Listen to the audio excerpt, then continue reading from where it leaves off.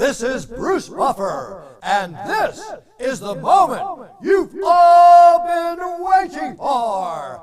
It's time for the MMA-Holes!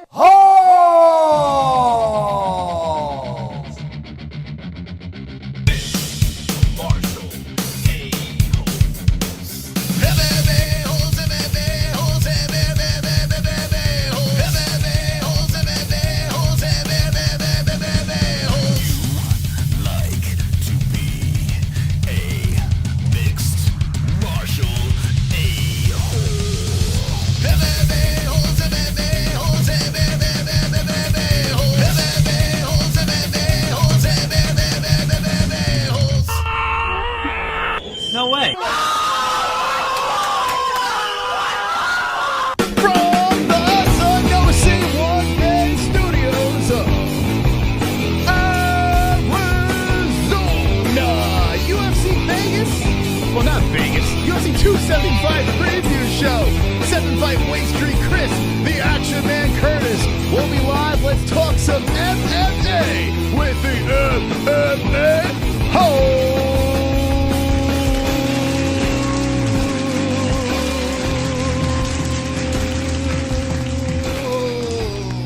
Yeah, baby.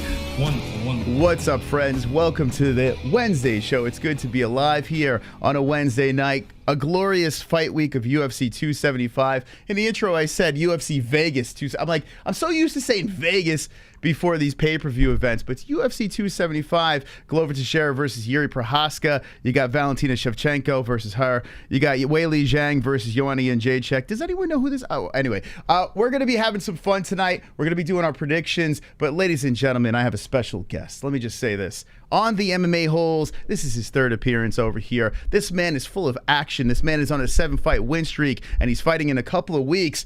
Let's bring him on here. Chris, the Action Man Curtis. Let's go, baby.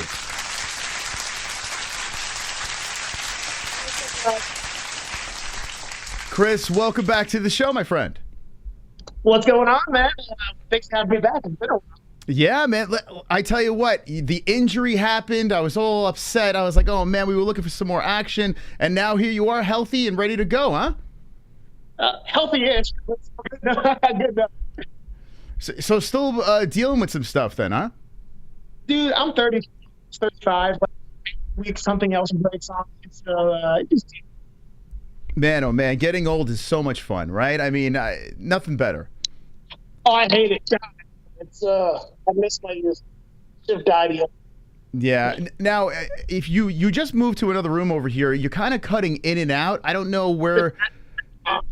It's that hotel Wi-Fi. No, I'm at home now. Oh, you're home now. Okay. So there we go. So I'm still figuring. I just moved in this. So I'm still figuring out like where my Wi-Fi is better. There we go. That sounds better right there. Perfect. All right, perfect. Well, Chris, there's a bunch of things I wanted to ask you since we've last spoken. We've had a couple of guests on that you're probably familiar with. One of the guests that we had on was Smiling Sam Alvey, and he dropped a story about you, how you were kind of crashing with him for a little while. And my favorite part of the story is you just vanished. You were riding the couch. You'd be like, yeah, I'm out of here. Is this true? No, I went home because I lived with Sam for like 4 years. He's like falling off for 4 years. And then I went home and I got signed to PFL. So then I went to Vegas because it was just a weird situation, and probably could have handled everything differently. It's one of my bigger regrets in life, but I still love Sam to death. And I miss everybody out there. Now he's in God, I don't know where he is now. God, what is the country rock place I'm thinking of? Louisville, maybe? I don't know. Yeah, I forgot where he said he was, but now he's got chickens and stuff, and he's living with another child.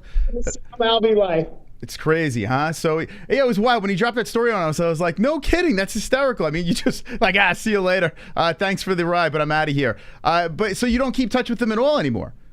Every now and then I'll text with them up online. It was just it's a slightly messy situation. It's just like all that. Yeah, it sucks, but it is what it is. What a way to start the interview, right? With that question. All right, let me move on from that. Let's go over. I want to ask you, because we've had conversations with you before about like kind of just hanging out in real life, what you do. There was a movie I saw last night, and I was saying to myself, let me ask Chris if he's seen this thing yet. Are you a fan of Nicolas Cage? First of all, is this Pig? It's Pig, isn't it? Pig. Well, Pig is one of the movies. I fucking loved it, but that's not the movie I'm about to talk about. Don't be jiu-jitsu. Oh my God, don't be jiu-jitsu. So you saw the movie then? Oh God, I've seen every Nicolas Cage film ever, and this film was just. I love when he's just there now. He doesn't care. There's a new one. What is it? The Unbearable Weight of Unfathomable Talent. It looks really cool, and I want to watch that. But jiu-jitsu was just talk about showing up for it. Yeah, I want to watch this so bad. This is where I was gonna go. So I saw Pig, never saw jiu-jitsu. But massive talent, the Unbearable Weight of Massive. I saw it last night, and I was like, I got to ask you about this. I laughed my fucking ass off. I thought it was fantastic. I've been in camp, so I haven't really been able to sit down and do it. But I'll probably watch that tonight, actually. There you go. Yeah, you got to let us know what you think about that movie. I laughed me and Jesse were cracking up. The second half of the movie, I was like, this is fantastic. Like I love anything with Nicolas Cage in it. Like I watched Wicker Man just for Nicolas Cage, and I quote that movie way too much. It's like the beans, not the beans. Ah! So what do you do? So now you're in camp, you're getting ready to go. You have a fight coming up. It's on the 25th, correct? Yeah, June 25th. June 25th, yeah. So 25th. How are you staying loose besides, hanging around with Sean Strickland? How else are you staying loose in camp? God, trying to avoid jail time with Strickland. I don't know, man. It's been like 4 months of camp, so at this point, you're just kind of in the groove of it. Lots of YouTube videos. My day is pretty much we go to the gym, we train our asses off, and then I come home, play some games, watch some movies, just try not to think about it. Like, man, it's reaching that point to where like I'm really excited that this camp is almost over. I bet. I mean, you're just constantly trying to stay active here. Even when you're injured, I could tell that you're keeping yourself busy. When you made your announcement, it was funny. I'm going to pull this up over here. There's something that I saw that was fascinating to me. Now, let me just show this picture real quick. And here is Chris Curtis. Now, this is where you broke the news of the injury. It was a real bummer because we were all excited. This is very close. Hold on. Let's back that ass up. So here you are, you're about to say something. Now, I noticed something as I was looking at this picture over here, Chris. As I am a hairy son of a bitch, okay? I'm a very hairy man. I saw something I've never seen before, Chris. Your beard is going into your eye. I mean, what is going on here? Nah, check it out. If I don't shave, like if I let it go, it'll grow to like my beard will consume. I'm like Chewbacca. I was so happy to see another hairy man because I mean I was like, holy shit! Like, so you shave up over here. Do you ever clip your eye? If I don't like stay on top of it, it'll grow to like right here. Like, I mean, it'll literally consume my entire face. So you're in camp, at the end of camp, you're in like caveman mode, you just don't care anymore. Yeah. I'm like, okay, like see, right, this isn't even bad. It's just like encroaching. Like 2 more weeks after that, and it's like I'm into like full to like a face mask. So I'm like about Calvin. I'm just like like special ops. It's fucked up. We had a couple of people drop questions for you in our community section, and one of the kids in there threw in, he's 26 years old. He can't grow a beard. He could barely grow sideburns, and I was laughing because I was thinking like a beard. I could grow a beard in a day. Like it just shows up. Are you like that? Bro, I've had a beard since I was 13. I've had full facial hair since I was 13. And if I shave like my entire face, I'd have like a pretty deep beard in a week and a half tops. Like it'd be pretty deep, yeah. Now what about, do you use any product? Like I have to start dyeing my beard. I'm getting old here, Chris. It's getting ridiculous. I'm getting the grays. Do you put any product in, or you still got that good dark beard going on there? So the lighting right now is helping me because I'm getting a lot of grays. I'm 35. I'll be 35 in July, so I'm starting to get a lot of grays. And like every day I look at it, like, fuck, I'm getting older. Like, yeah. So no dye yet, but I've got to like beard oil it now because it like breaks easier, and I'm just like, oh god damn it. But you guys can't really see it because of the lighting. But like, man, you catch me outside in the sun, there's a lot of fucking gray. Are you freaking out about that? Because I got to be honest with you, like, Yeah. age doesn't really get me, but now I'm starting to get grays and stuff like that, and that's starting to bother me a little bit. I've been old since I was like, I've always considered myself old since like 30. I'm like, all right, whatever, I'm aging. It doesn't matter. I still feel like shit, whatever. But like the grays, I'm like, oh, now I'm announcing it to the world. And like, usually I got like long hair up top, and like I always like twirl with my hair. I was twirling my hair one day. I yanked the strand out and looked at it. It's like 8 inches long of gray. I'm like, oh god damn it. You know, I love the on the thumbnail we put this picture up over here. I dig the long spikiness of this hair. Is this the look you were going for? Like, this is some sort of like Japanese cartoon type thing going on here. I like this. Hey, the anime Rasta man. Yeah, man. This is just like, it's the caveman combat hair. To just let it grow out, didn't care. Like it just like dreads itself. I'm just like, what? I'm like a Street Fighter character. I love it, man. I tell you what, you seem like from Street Fighter 3. That's what I look like. Yeah, absolutely. I tell you, like, your spirit is always so very high. You seem like you're always in a good mood. You're just having a great time. Now you're a couple of fights into the UFC. You seem like you're in your happy place right now. Is this your best place of your life that you've been in? Oh fuck no. No, my personal life is like routinely in shambles, guys. Like, I promise you right now, my personal life is in absolute shambles. But it's fine, man. Like, I'm alive. I'm doing what I love. My family's healthy. Like, so long as I get to fight, I get to see my kid, I get to, like, you know, enjoy my family. Like, I'll figure the rest of it out, man. But like, I had this talk today, man. People were like, oh, this girl asked me, Alina, she asked me today. She's like, what drugs are you on to make you so happy every day? And I told her, and one of my oldest managers, one of the first coaches, the oldest managers I worked for, he told me, in order to be successful at this, and like in order to really do this, you have to be different. What do you mean by that? Is I still live by this. If you ask me, I'll tell you, I'd rather fight than fuck. Like, if I can, like, so for me, like, I'll tell you, man, I'd rather fight than fuck. So give me the option. This is what I'm gonna do. If one of them had to go, I'm just gonna be fighting a whole lot. I'm gonna be one horny motherfucker, but like, I'd rather fight than fuck. So I get to do what I love. You know, no matter what's going on, my first love has always been fighting. So, and I still have that. So shit can be bad, but it can't really be that bad. Cause like, people are paying me good money to do what I would, you know, kill to do any other time. And like, the only thing I've ever wanted to do. So even when shit's bad, it's not that bad. It's like pizza. You can have bad pizza, but is it really bad pizza? I mean, that's true. I actually had that conversation the other day. There's no such thing as bad pizza. I mean, there is bad pizza, but they're all edible. It's enjoyable.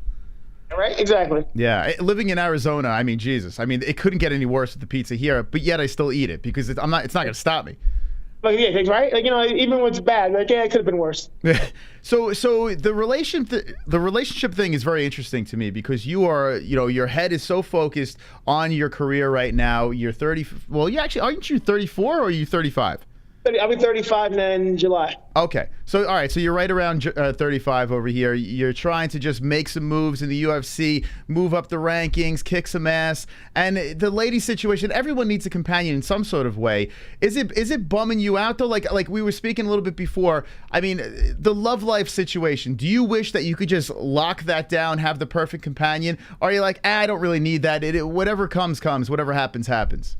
So I think it's a fun thing I've learned, man, at 35 is that I don't think there's a perfect companion because, like, I'm terrible. Like, I've got my own. I'm 35. I'm pretty set in my ways, and, like, not all those ways are good. So, you know, once I get some free time, I got to do some more self-reflection and, like, you know, kind of work on my own issues. But for right now, I'm kind of aware that, like, I'm not going to have that, like, wife situation right now because, like, I'm not mature enough to deal with it right now, and I'm aware of that. Like, and it's okay.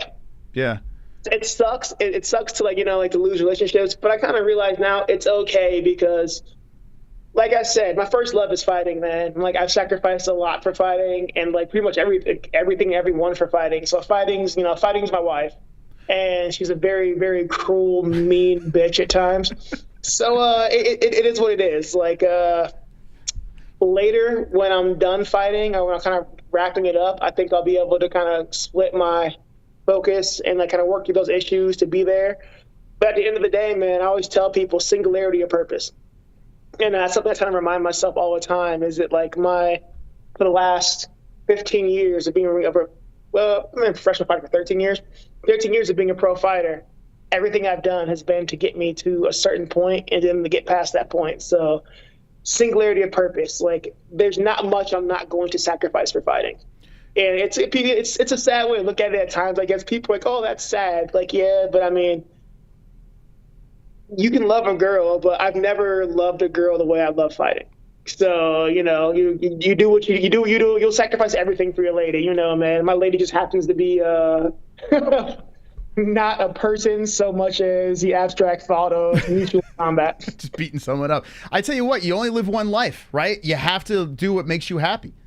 Right. I would never be able to like get over myself or sleep if I like had to walk away from fighting for something. I feel like if I ever quit fighting for a woman, like, okay, she made me choose and I picked her, I feel like I'd resent her the rest of like our relationship. I'd try to hide it, but I'd be like, oh, I'd be that guy like at the fucking coffee shop. I could have been a contender. If only, like, yeah, I'd be that angry old guy. Like, oh, that's old man Curtis, don't talk to him. I'd be like yelling at kids and shit and like shooting soccer balls in my yard. So this is probably best for everybody.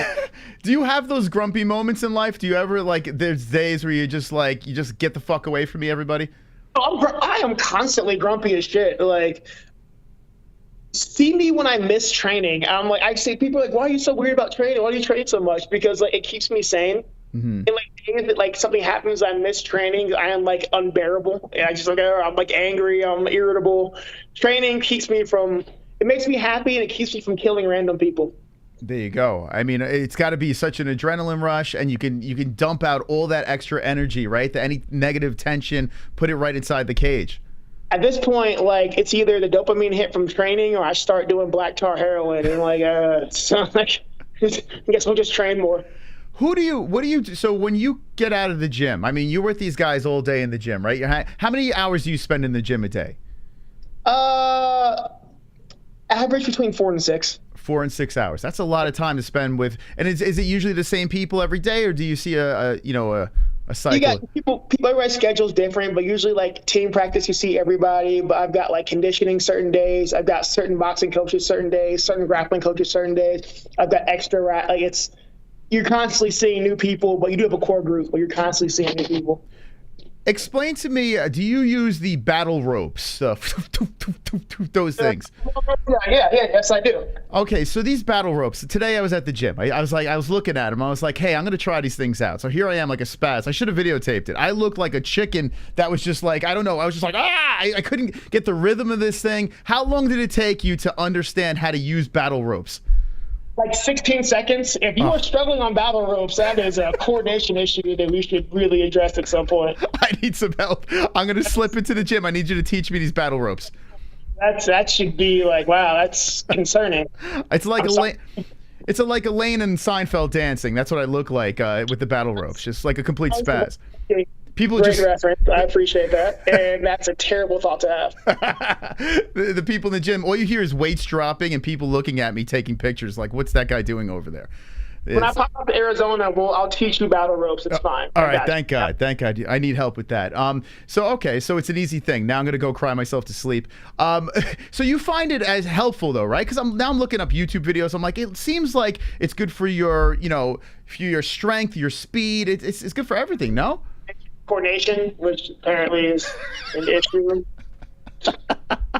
Yeah, I can't. There's so much shame. There should be some shame in here. Like, I am concerned.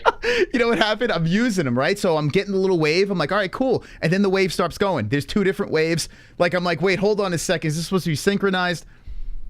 You know what? When I come out to Arizona, I'll show you this. That's concerning, and like I can't let you be in the gym like that. Like, what would a guy like Sean Strickland do if he saw some spaz with the battle ropes doing that? You know what your fucking problem is? Like, this is Sean. He's like, come up to you. He'll be like, you know what? He'll drink a fucking sip of his coffee. I'll tell you what your problem is. Then he'll tell you how you fail at life, and that. This was 500 years ago. He would. What he'd say. He'd be like, "It's like 500 years ago. I would have hunted you with a spear because you're weak." And you're just like, "Okay, Sean." It's fine. Like, all right, yeah. That's amazing. I saw the video of you guys with the Schmo and Helen Yee. What happened? Explain to me this behind the scenes. Now, Helen Yee and the Schmo show up. The Schmo seems like he has a great sense of humor. Helen Yee, I'm sure, has a sense of humor as well, but a little more dry. When Sean Strickland sees Helen Yee, is he like a savage dog? Like, I feel like he purposely takes it the extra mile with her.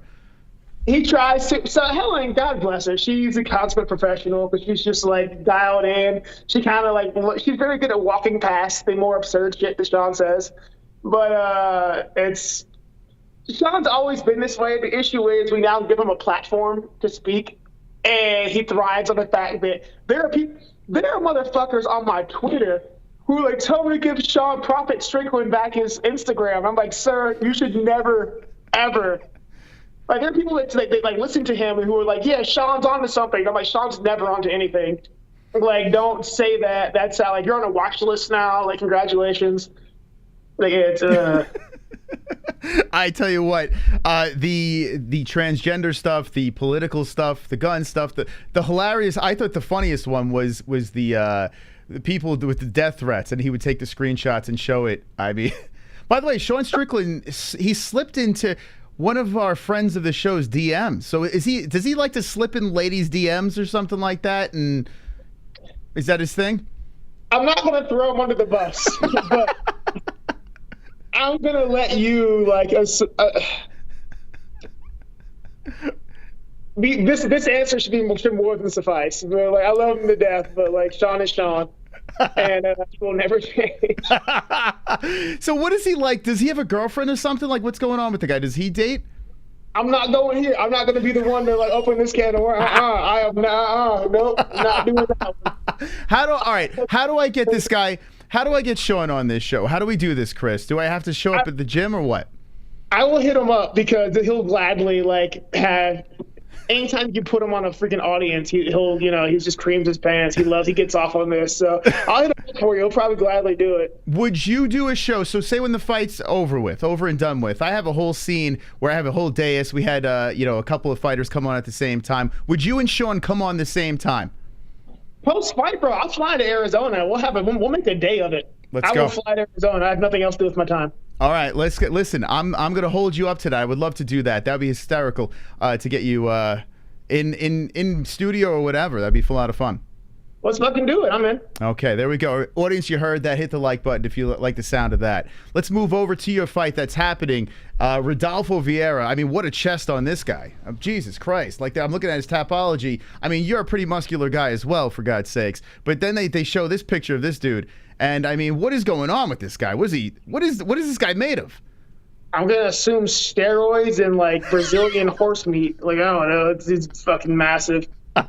So they throw this guy at you, Rodolfo Vieira, and they say, hey, Action Man, you're on a 7-fight win streak. Take this dude. What'd you say? Where do I sign? Yeah, I just signed up. I was like, whatever, man. So I've been in this, God, I've been a pro for 13 years, 14 years. I've got 36 fights. Like, it's a fight to me, man. I've got I got 4 times this man's experience in that kind of fighting. Like, it's a fight to me. Like, what's the worst that can happen? I lose? Like, all right, I've lost fights before. It's not the end of my world. I just want to fight people. I want to make money and I want to fight people. So, I didn't question. I immediately told my management, like, sign me up. Like, let's go. So I'm looking at his resume over here. 4 fights in the UFC. 3, they're all submissions. 3 in his way, and then 1 submission against him. So he can get submitted. You think you're going to choke this guy out or something? You're going to knock him out? What's going on here? I'm going to try my hardest to punch a hole in his soul as quickly as possible. Like, everybody's like, how much grappling are you doing? Are you going to grapple Vieira? I'm like, why would I grapple? It's like I'm going to play fucking basketball, Michael Jordan. Are you going to outshoot him? Like, not really. Like, no. He's decorated grapplers in the sport. I'm going to try to punch a hole in him as quickly as I can. So in camp, I'm assuming would they match you up with grapplers and stuff like that and say, with takedown defense, getting out of scenario situations? Or, like, is that what we're doing in camp? You know what I did today? I got to fight Ankalaev for like 30 minutes of just grappling. That man is 240 pounds, and he's going to be a fucking champion at some point. And, like, that's been my camp. Or, like, I'm fighting Albert Durev, who's by far, like, the best top control guy I've ever run into. So my camp has just been Chris getting beat up by grapplers for, like, 4 months. So I feel really fucking prepared because these last 4 months have been absolutely horrendous for me. So there's nothing worse that can happen in this fight that I haven't like dealt with every day for the last 4 months. So I'm just like, fuck it, let's go. I'm just tired of training. I forget about, Ankalaev is in your gym. That's a massive, like, scary individual, and you're just rolling around with this guy? So I tried to take him down today. I hit a beautiful double, and he just looked at me like silly American. I was like, yep, that was a mistake. That was a mistake. He couldn't budge. I was like, oh, I fucked up. Yep. Yeah, speaking of Ankalaev, I do want to pick your brain on this. The main event that's happening this weekend, I think, is a fascinating main event. You got Old Man Glover, which I love. I picked him to win the championship, and somehow I hit it on the head. But now he's fighting Procházka, and dude, this guy with his fucking antenna on his head, he's scary as fuck.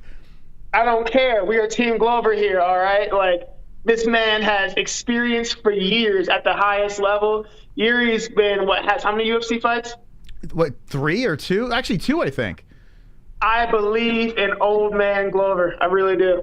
And I'm gonna ride to the bank. I'm probably gonna fail because I'm the worst person at picking fights ever, but I believe.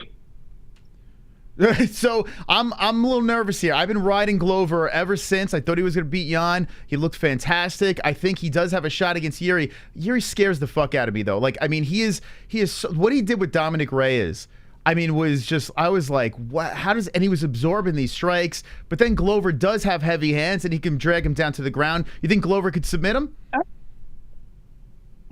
Sorry, I'm hitting buttons. Yes, I do think Glover can submit him. I think Glover is definitely that old dog with a bunch of tricks, and just, Glover's a fucking dog, man. Like, he's got so many years of experience at the top, at that level, and he's had to overcome so much to get that belt. I don't see him relinquishing it easily. And I just think Jiri got there really, really fast. Like, 3 UFC fights and you're fighting for a belt. Like, I'm going Glover. Okay. Submission. Final answer. There you go. You heard it in the chat. Chris Curtis got Glover Teixeira for the win this weekend. Don't use my predictions for bets because, like, on betting sites, I'm like 1% credits it don't. So I could be really fucking wrong. So, like, do not bet things on that. Like, oh my God. So say if Glover does win against Procházka, we were looking at the rankings and everything, and I think Glover could take everyone when getting past Procházka, but you do mention Ankalaev. He's the next problem for Glover. Now, if these two fight each other, who are you going to root for then? I'll cross that bridge when I get to it, because I don't know if Ankalaev is going to see this, and so I'll cross that bridge when I get to it. All right, fair enough. See, that's a good answer right there. Who would Sean Strickland pick between the two? He would just insult them both and then laugh about it, and it's fucking Sean.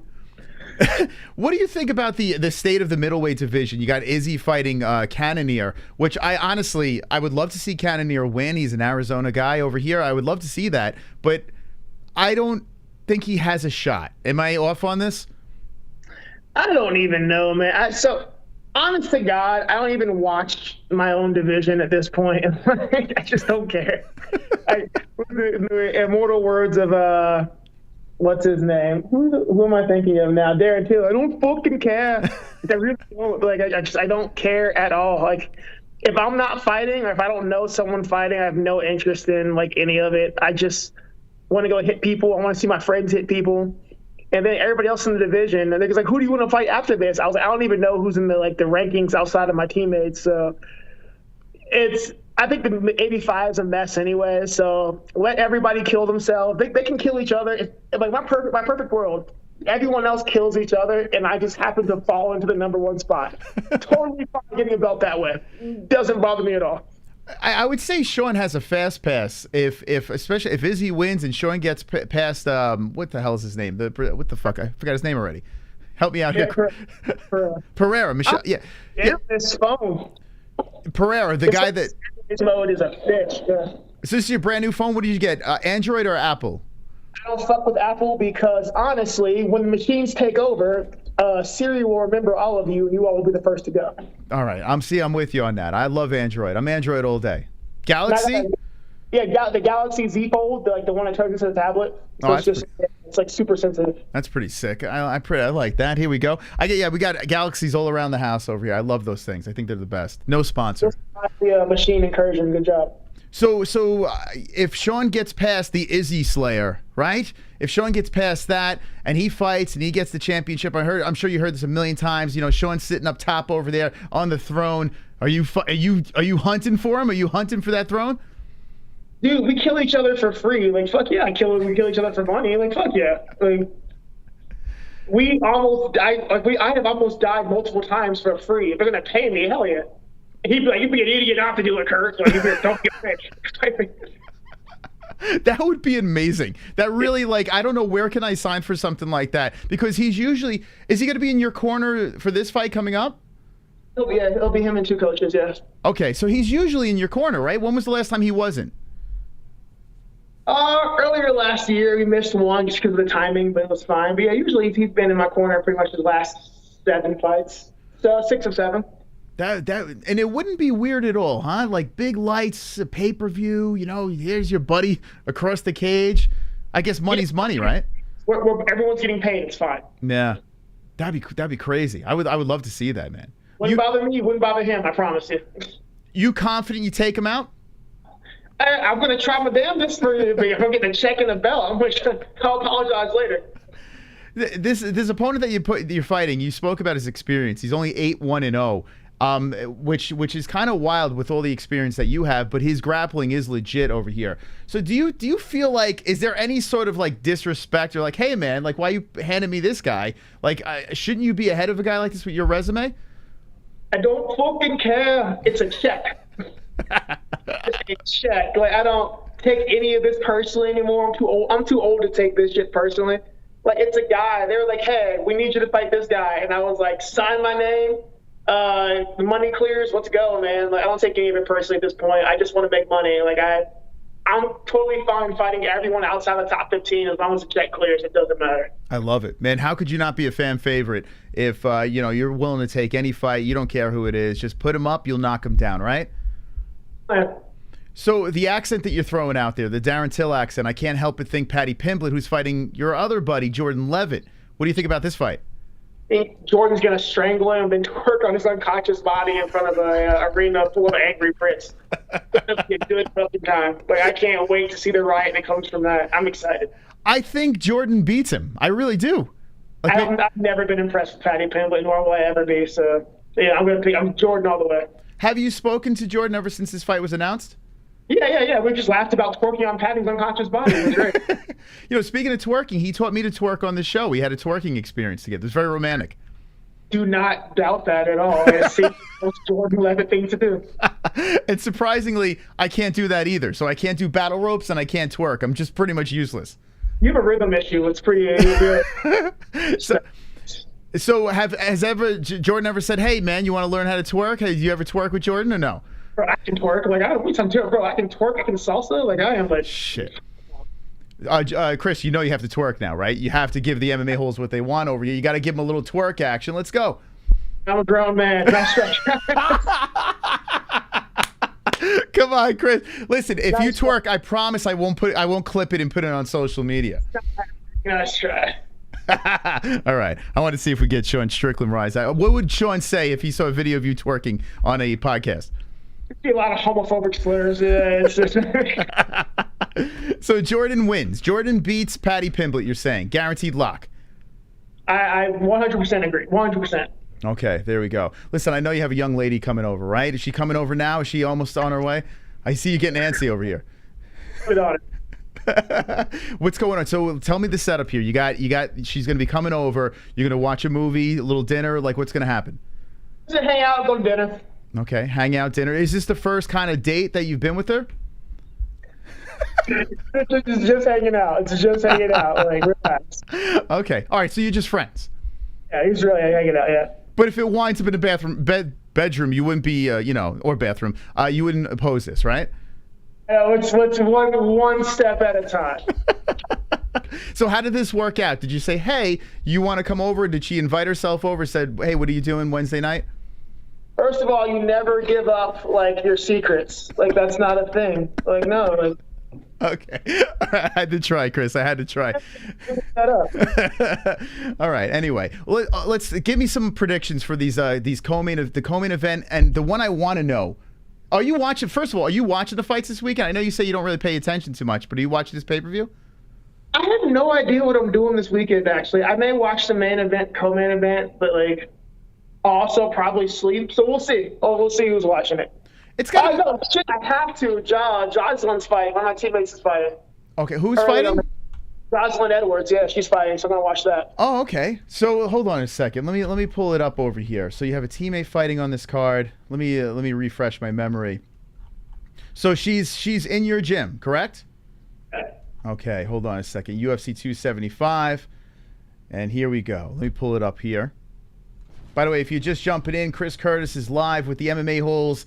The action man who's got a fight coming up very, very soon, looking to kick some ass. And there she is, Jocelyn Edwards, fighting Romana Pasquale.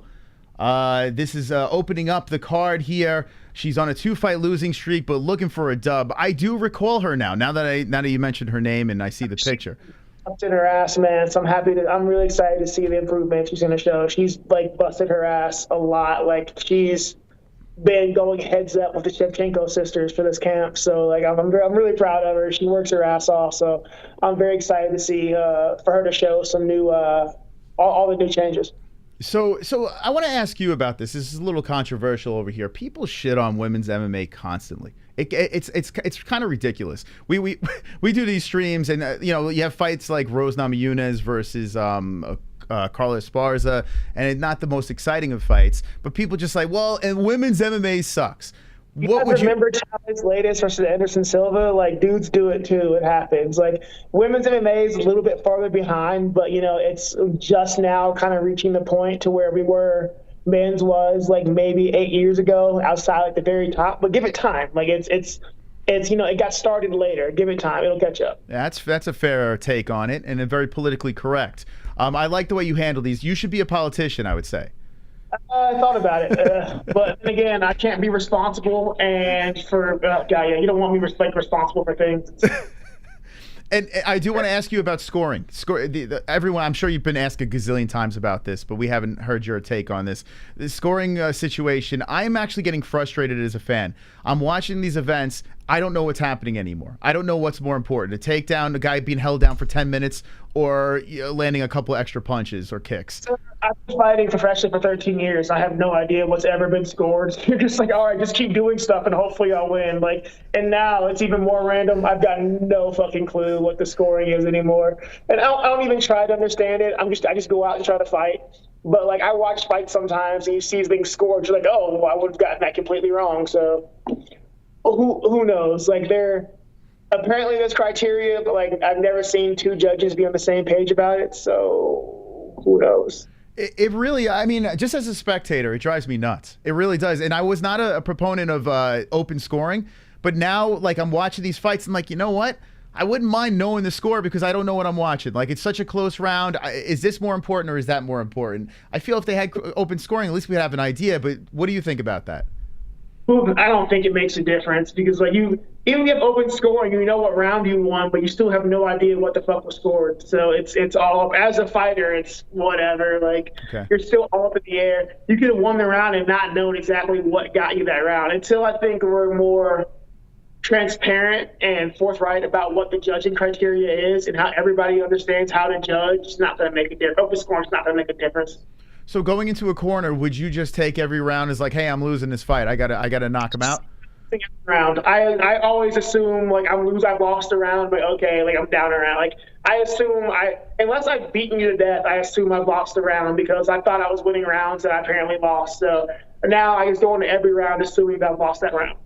I think that's smart, and a lot of these coaches, the controversy again. I'm going to throw it back to Rose with Pat Barry in the corner saying you're winning the rounds and blah blah blah. What do you think about that? Yeah, I don't know what the fuck he was doing, but whatever. Man, everyone's different. Like I said, no one really knows what to score or how it's scored. So, I guess he could make a case that she was winning, but until we have universal standards for scoring, everybody understands it. We're never going to know. Someone in the chat is jumping in and asking, can you ask Chris Curtis to give PC Strickland on Twitter a shout out? Who is PC? Do you know PC Strickland? It's a Sean fan account that tries to translate Sean. Strickland's ramblings into something that won't get him suspended. So good job for you out there. I do see you, PC Strickland. I do follow you. He tries. He's really tried to clean up the Sean image. It's not going to work, but you've tried. That's actually brilliant. I love that. Translating Sean Strickland and fixing his mistakes. Okay. I have some questions from the audience over here. If you have a couple of seconds, do you mind taking them? Yeah, what's up? Okay, let's. Now in the community section, if you have any questions for Mr. Action Man, Chris Curtis, I'm about to read some questions here. Drop them in our community section. Here we go. This is from. I'm not even going to read it. I'm not going to proofread it. I'm just going to say, okay, let's go. Alfredo says, when can we expect to see you back in action? Okay, we know that answer. June 25th, and you're fired up, ready to go. Are we betting on the Action Man? Let's fucking go. I always bet on me, so fuck it. Let's go. Okay. Upuful wants to know, how can an electron leap between atomic levels without passing through all the space in between? Quantum tunneling. Oh, okay. Wow, that's pretty good. Did you? Yeah, it's quantum tunneling. Holy fuck! That's amazing. Shout out to Chris Curtis for pulling that one off. I would have never known. Shy B76er says, when did your beard start growing? I'm 26. Here's a beard question for you. 13, you said? I started my 7th grade year of middle school with the beginnings of a beard. So I'm sorry, bro. Sorry. Nebula asks, do you enjoy watching low weight divisions? If so, what is your favorite featherweight or bantamweight fighter? If you like watching them, what's your favorite fighter in featherweight or bantamweight? I don't think I really watch anything under 155. But maybe 45. I'm a huge Calvin Kattar fan, though. I love Calvin Kattar. I think it's a really fun fight to watch. Calvin's probably one of my favorite. Calvin and Volkanovski are probably my 2 favorite smaller guys. Did you catch the Ige fight? Yeah, I did. Okay, so I want to ask you this. I feel like he's in a rut here. He's in a bad spot. He's such a good fighter. He's got incredible heart, and I would love to see him go down in weight. I know this is as a fan sitting on the couch, that's an easy thing to say, but I feel like he could do something like that. Or what do you think? Or is there a way to fix what's going on? Yeah, it's pretty solid, man. I don't really know what he walks around at, but he's a pretty solid dude. Maybe he can go down. I'm not sure, but I'm not really especially as a smaller guy, that those weight drops are a bit more impactful. So I'm just not sure how much you have to give up, but who knows? I think it's just a couple bad style matchups. It happens every now and then. You run into guys, pocket of guys. I hit Magomed, Ray Cooper, 2 guys. It was terrible style matchups to me back to back. It happens. Okay, there you go. So basically, keep your head up and just get right back on the horse, right? Yeah, sometimes you get bad draws. Here we go. Walter Alf says, what do you think about the reign of Napoleon III, dictator, an enemy of democracy, or enlightened liberal monarch? He kind of sits somewhere in the middle. You got to remember, Napoleon completely changed the way that France looked at a lot of things. He revolutionized certain facets of warfare, naval warfare. He completely fucked the entire world up on naval warfare doctrine. But at the same time, any country led by a military leader is going to have issues with, people becoming a despot, much like Napoleon. So enlightened, he changed the welfare of the average French citizen. He did a lot of phenomenal good, but at the same time, any one man with that much power is going to run the issue of not having oversight. So you kind of have to ride that line with certain historical figures. Now, did you read these questions before you came on the show? How the hell, you were prepared fully for this? I waste so much of my time researching random things that'll never come up in my life until this moment. So it's just paid off. It's finally paid off. You would be a nightmare to play in Trivial Pursuit, I would assume. All right, let me get a couple more here. What does he think of smaller middleweight at 5'10" and how he gets around that? So what? I don't know. I get what he's saying. It sucks being one of the smaller middleweights. I'm definitely going to top 5 small middleweights. It sucks. I'm always going to be one of the smaller people. I'm not, Rodolfo's the size of a steel door. But at the same time, I got 36 fights, man. I've got a lot of experience. And one of the things I tell people, man, mentality is I'm a junkyard dog, man. I may not be the best guy. I may not be the strongest, but I love fighting. we talked about before, I'd rather fight than fuck. So I'm here to fight you at the end of the day. Like, I think a lot of people in this sport love winning. They like competing, they like winning, they don't like fighting. I'm one of the dying breed of people. I love fighting. So you can be strong, you can be fast, but intent matters. And like, I go out there in my head with the intent to murder. You've said before though, like you're so much more comfortable at this weight. You could eat, you know, you don't have to, like, what are you walking around now? I had a double cheeseburger yesterday and I'm only 12 pounds over 3 weeks out. Like, yeah, my life is wonderful. Like at 170, I am eating tuna out of a can, 700 calories a day, dying. Like 85, I actually don't hate my life.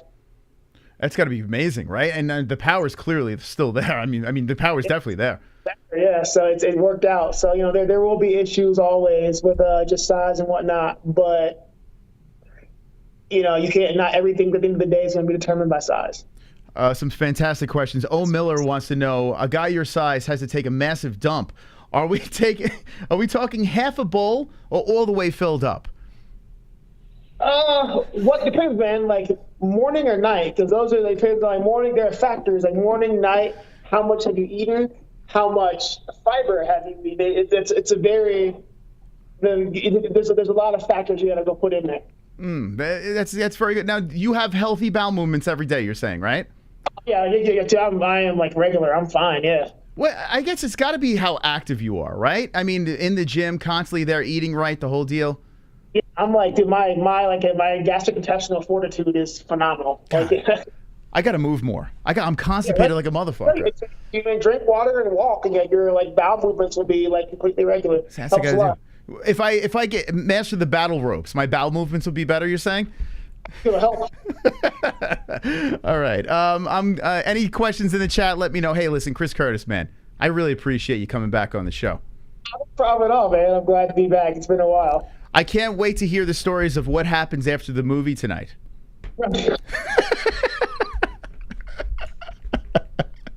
You're ridiculous. All right. I'm gonna. What's that? I appreciate the love and support. I really do. Thanks again for coming. After Adolfo, man, I'll fly out to Arizona. We'll do one in studio. Okay, dude, let's do it. I would love to have you on for a fight reaction. If we could link up for a fight reaction, that would be badass. Pick a fight. Let's do it. I'm down. Okay, there it is, ladies and gentlemen. We're gonna have Chris Curtis on the show. Fight reaction. It's gonna be crazy. Chris, hey man, thanks for coming back on. If you want to do any shout outs right now or just a message to the people, now's the time. Hey, thank you guys for being here. Thanks for following me. Instagram, Twitter. Oh, there it is. Cool. ActionMan513. I think it's my Instagram and Twitter. Follow me, shoot me a message. We'll shoot the shit. Thanks for having me. And as far as sponsors, I have anything useful to say. So fuck you guys. And I love you guys, though. You guys are beautiful. Stay cool. Stay black. Wait, did you just say fuck the sponsors? The ones that aren't, the ones that don't sponsor me. What sponsors sponsor you?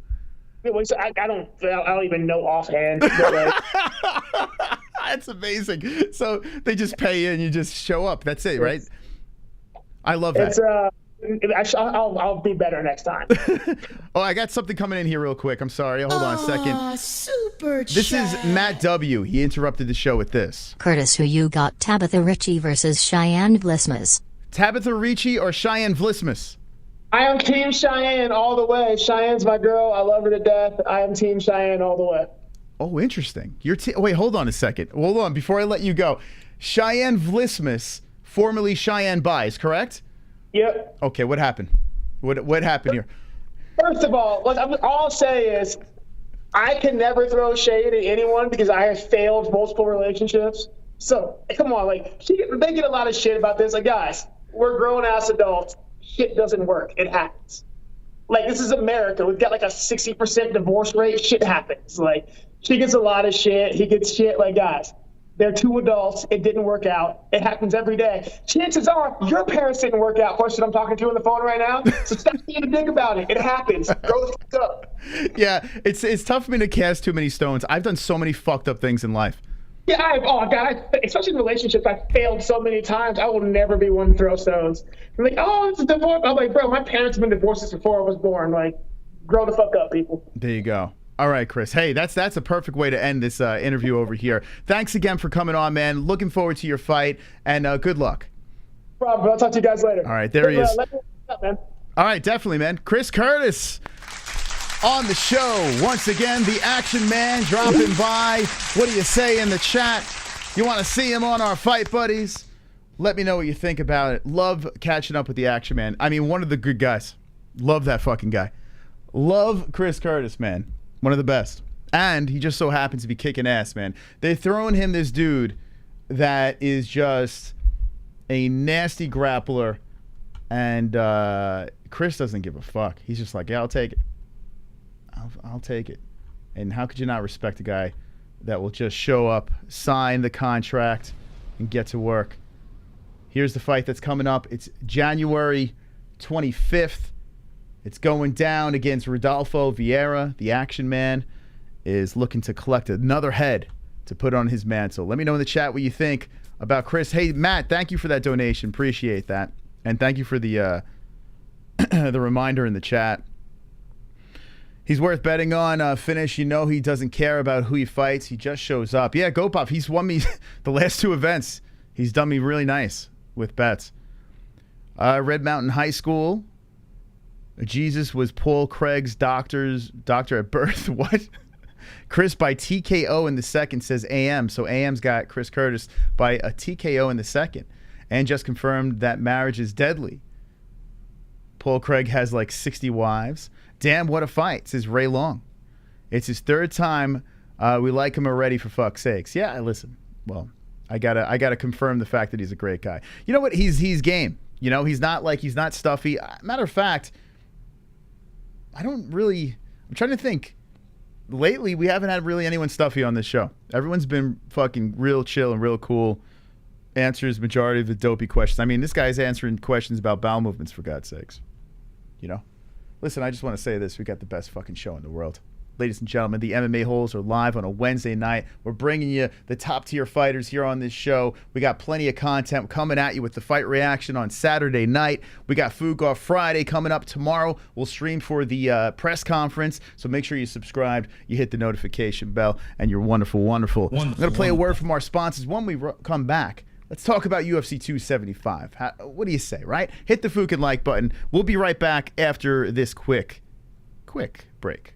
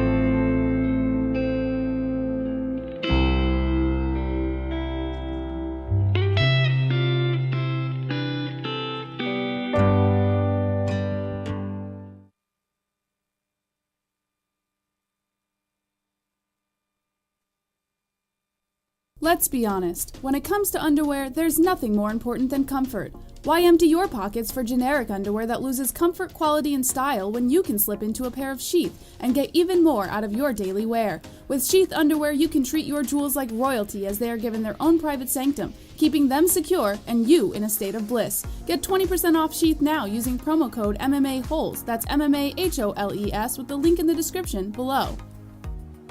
And for the ladies? Absolutely! Sheath isn't just for men. Ladies can now experience Sheath's style, comfort, and functionality too. Sheath for women is crafted using a signature modal elastane fabric blend for form-fitting breathability that will not affect the natural pH environment or the microclimate of the skin while producing that long-lasting, unimpeded comfort.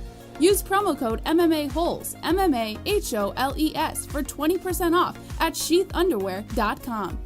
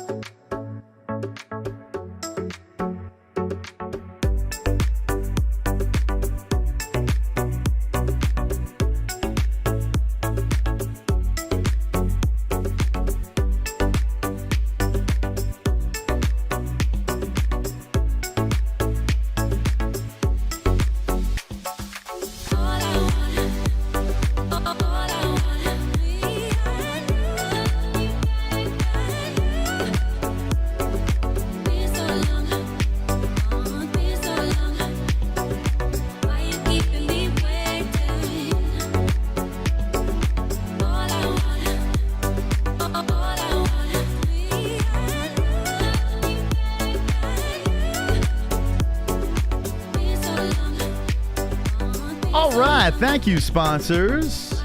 They are all wonderful, wonderful sponsors. Wonderful. Show them some love and support. Get your discounts and your deals and your gifts for Father's Day, birthdays, all that fun stuff. Thank you to our sponsors, all wonderful, wonderful people. Wonderful. All right, so if you're just jumping in, we had Chris Curtis live on the show, the action man who's fighting Rodolfo Vieira in a couple of weeks. We have coming up, Jordan Levitt's coming on the show. He's coming on the 22nd. So actually, Jordan's coming on Curtis's fight week. And Tyler Randall's next week. So bare knuckle fighter Tyler Randall will be on the show. By the way, I reached out to Tony Gravely. I was curious. Maybe we'll get Tony Gravely on. I want to talk to him after his nice knockout in his previous fight. So we'll see if we get Tony Gravely on. But if you have any suggestions on any athletes you'd like on the show, at the MMA-Holes, Twitter, Instagram, tag away. I saw people, this is actually pretty funny. Paddy Pimblett, who is fighting Jordan Levitt, he put something out there. And thank you, Ann, for tweeting our show out. Appreciate that. Wonderful, wonderful, Ann. Wonderful.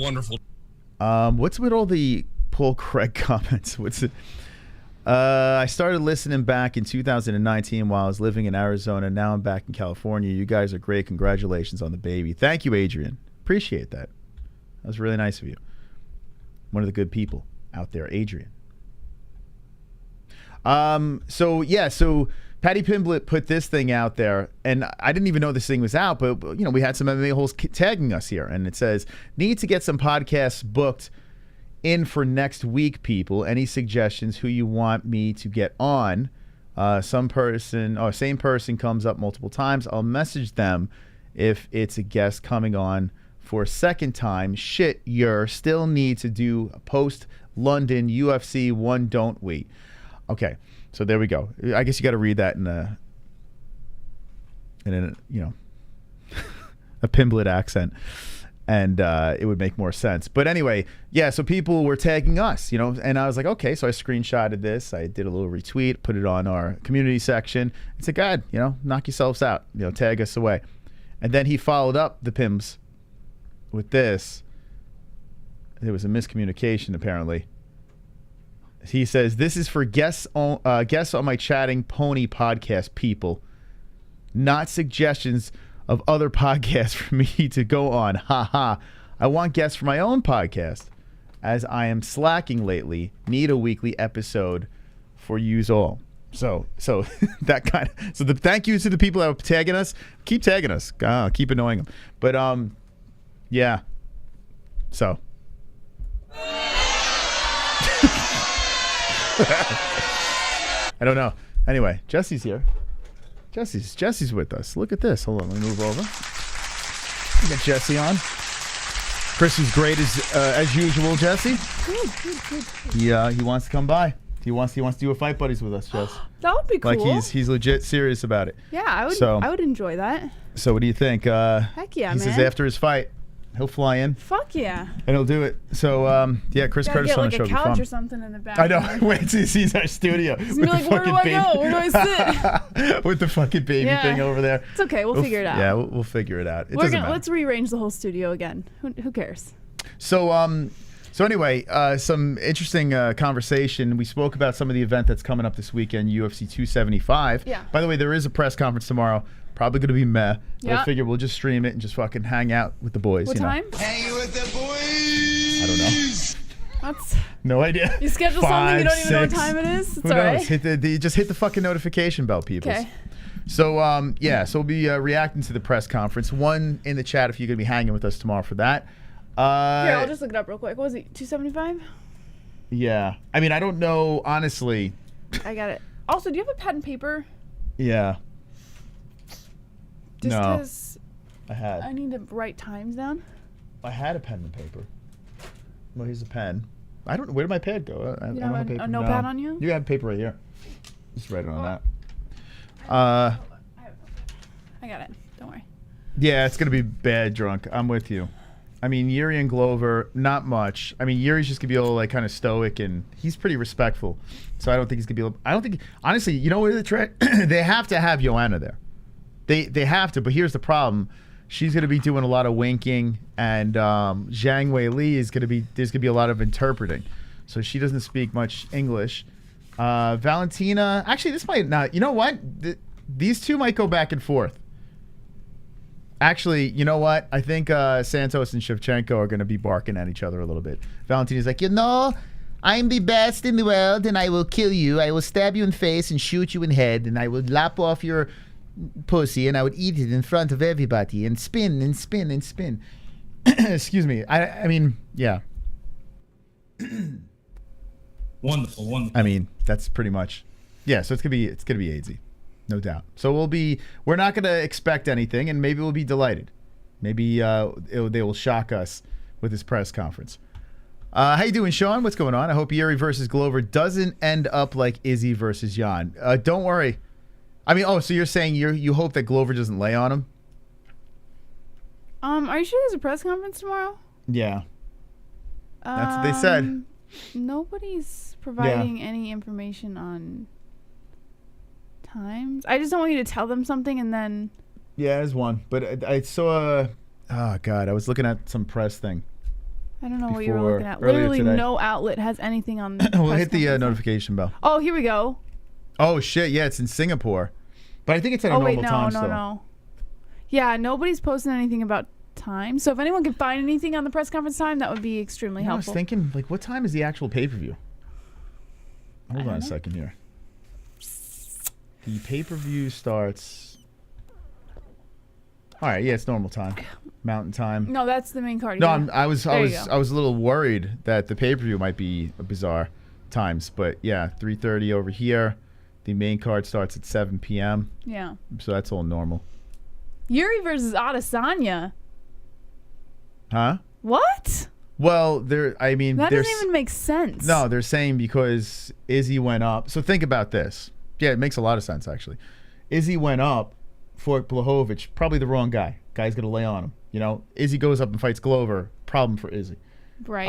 Jiří Procházka, which is a problem too, but now we got a striker's delight. You wouldn't want to see that? I don't know how good Yuri's ground game is. No. They would He doesn't have ground game? stand up and beat the living fuck out of Does each other. Jiri have ground game? No. Yuri's going to fucking bang. Yeah, Yuri's going in to take your head off.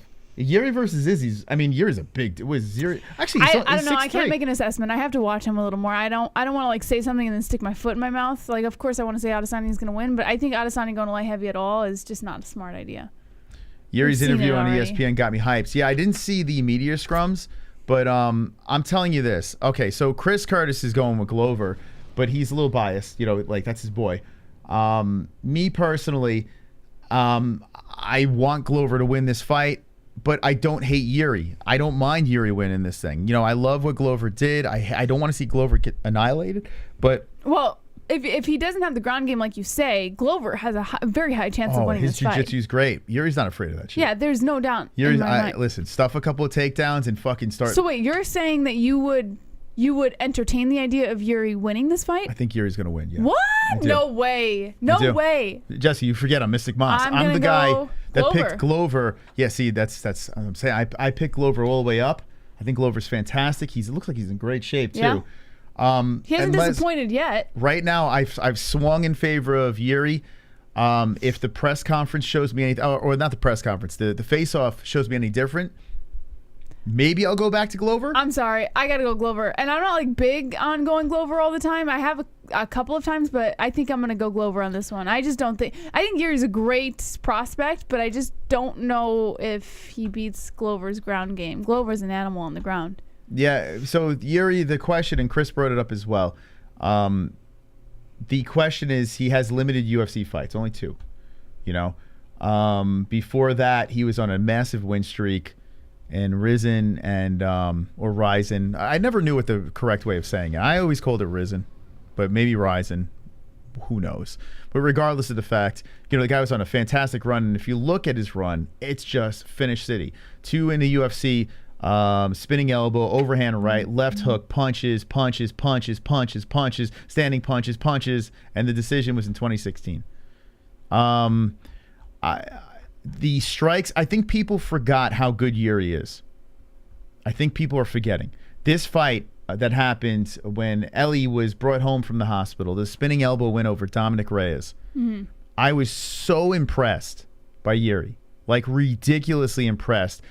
Beating and finishing a guy that John Jones technically lost to. Mm-hmm. You think John Jones lost to this guy. Jiří Procházka destroyed him. Like literally, I mean, listen, it was a competitive fight to one point, and then it just started falling apart for Reyes. Yeah. Reyes was getting fucked. But the vicious finish. I don't even remember this fight. I was running around. Yeah, I remember you getting up and like acting like a lunatic when the baby was sleeping. Let me see if I can find it. Yeah, it was like literally the day the baby came home, right? Yeah, it was a fight night. Let me see if I can pull up the reaction. I do remember that, and I was like, it was a first time mom. I had no idea what was gonna happen. We had to be quiet because of the baby. Like, Christoph. yeah, I remember. Let's see. Hold on, I should have had it queued up. Let's see. Jiri is not the best off his back, but you got to get him there with those bombs in his hands. You got to get him there. Yeah. So if Glover. Well, I mean, Glover's striking is not terrible, though. It's good. Glover could strike. So I don't know where we're getting this idea that Jiri, just because he's good at striking, is going to win this fight. There are certain guys that I'll see and say, this guy's a champion. And Jiri is one of them. Jiri is definitely, like I said, he's a prospect. No, I saw champion. When I first saw him in the UFC, I was like, this guy's a champion. But I think someone else has to steal the reign off of Glover for Jiri to get that title. Glover is 3 years old, too. He has been knocked out. It's not like he hasn't been knocked out before. Who is his knockout to? Think about Anthony Johnson.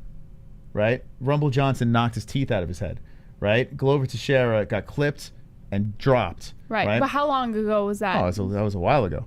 But what I'm saying is Anthony Johnson's not known for his grappling. In fact, his grappling's horrific.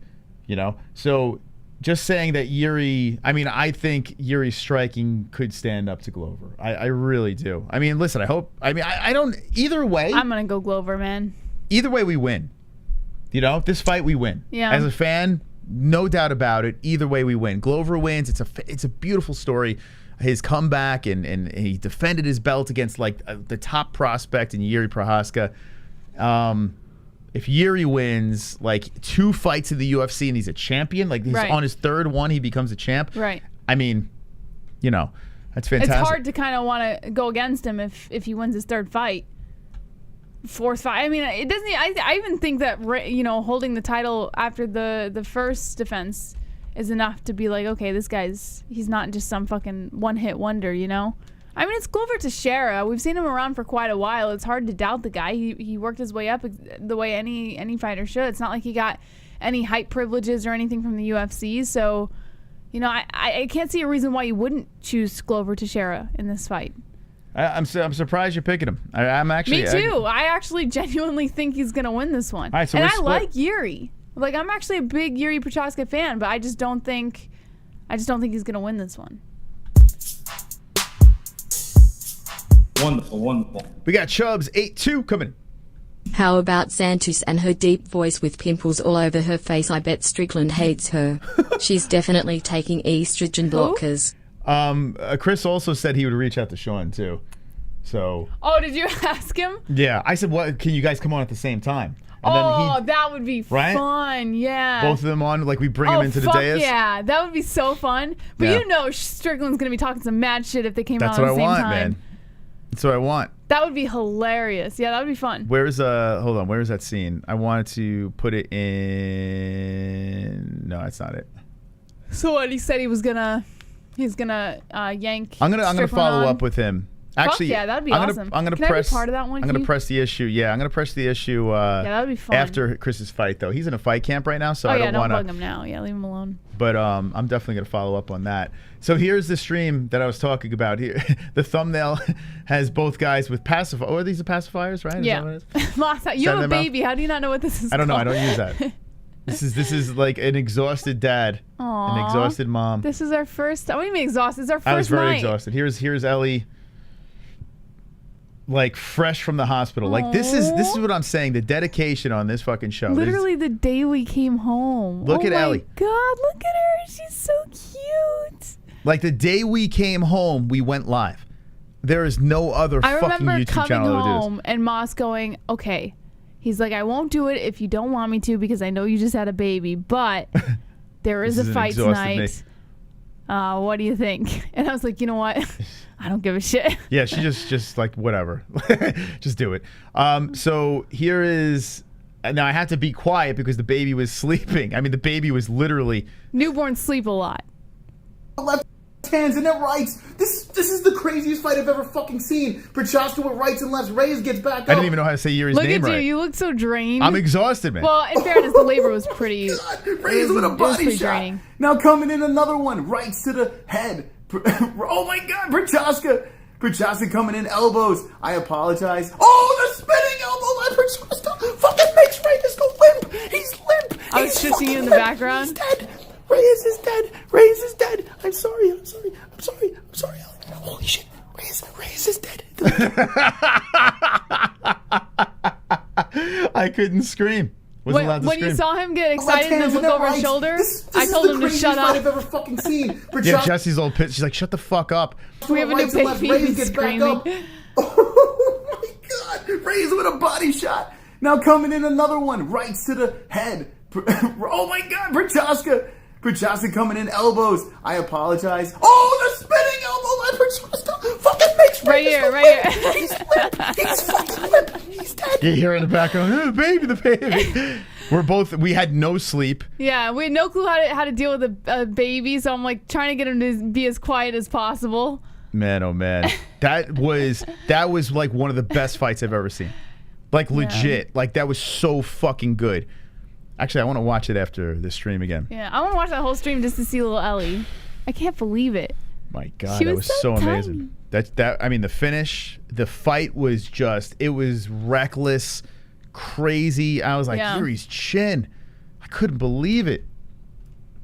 I'm telling you, man. Well, we haven't seen Jiri against a Glover before, Moss. Yeah, listen, it's not like Glover don't have a shot. I'm not saying it's a guaranteed lock, but I'm gonna bet on Jiri. I'm actually gonna put money on Jiri. Yeah. The 3 bets that I want to do.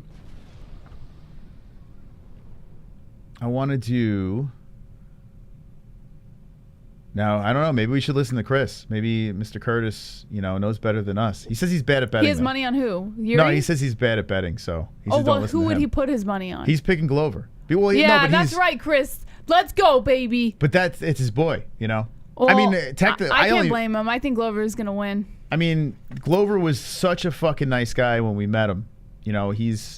He's like really a good dude. So like I want him to win, but I like Jiri too. Like I think I'm gonna be completely honest with you. I'd rather Jiri as a champ, just as a fan, just putting all bias aside.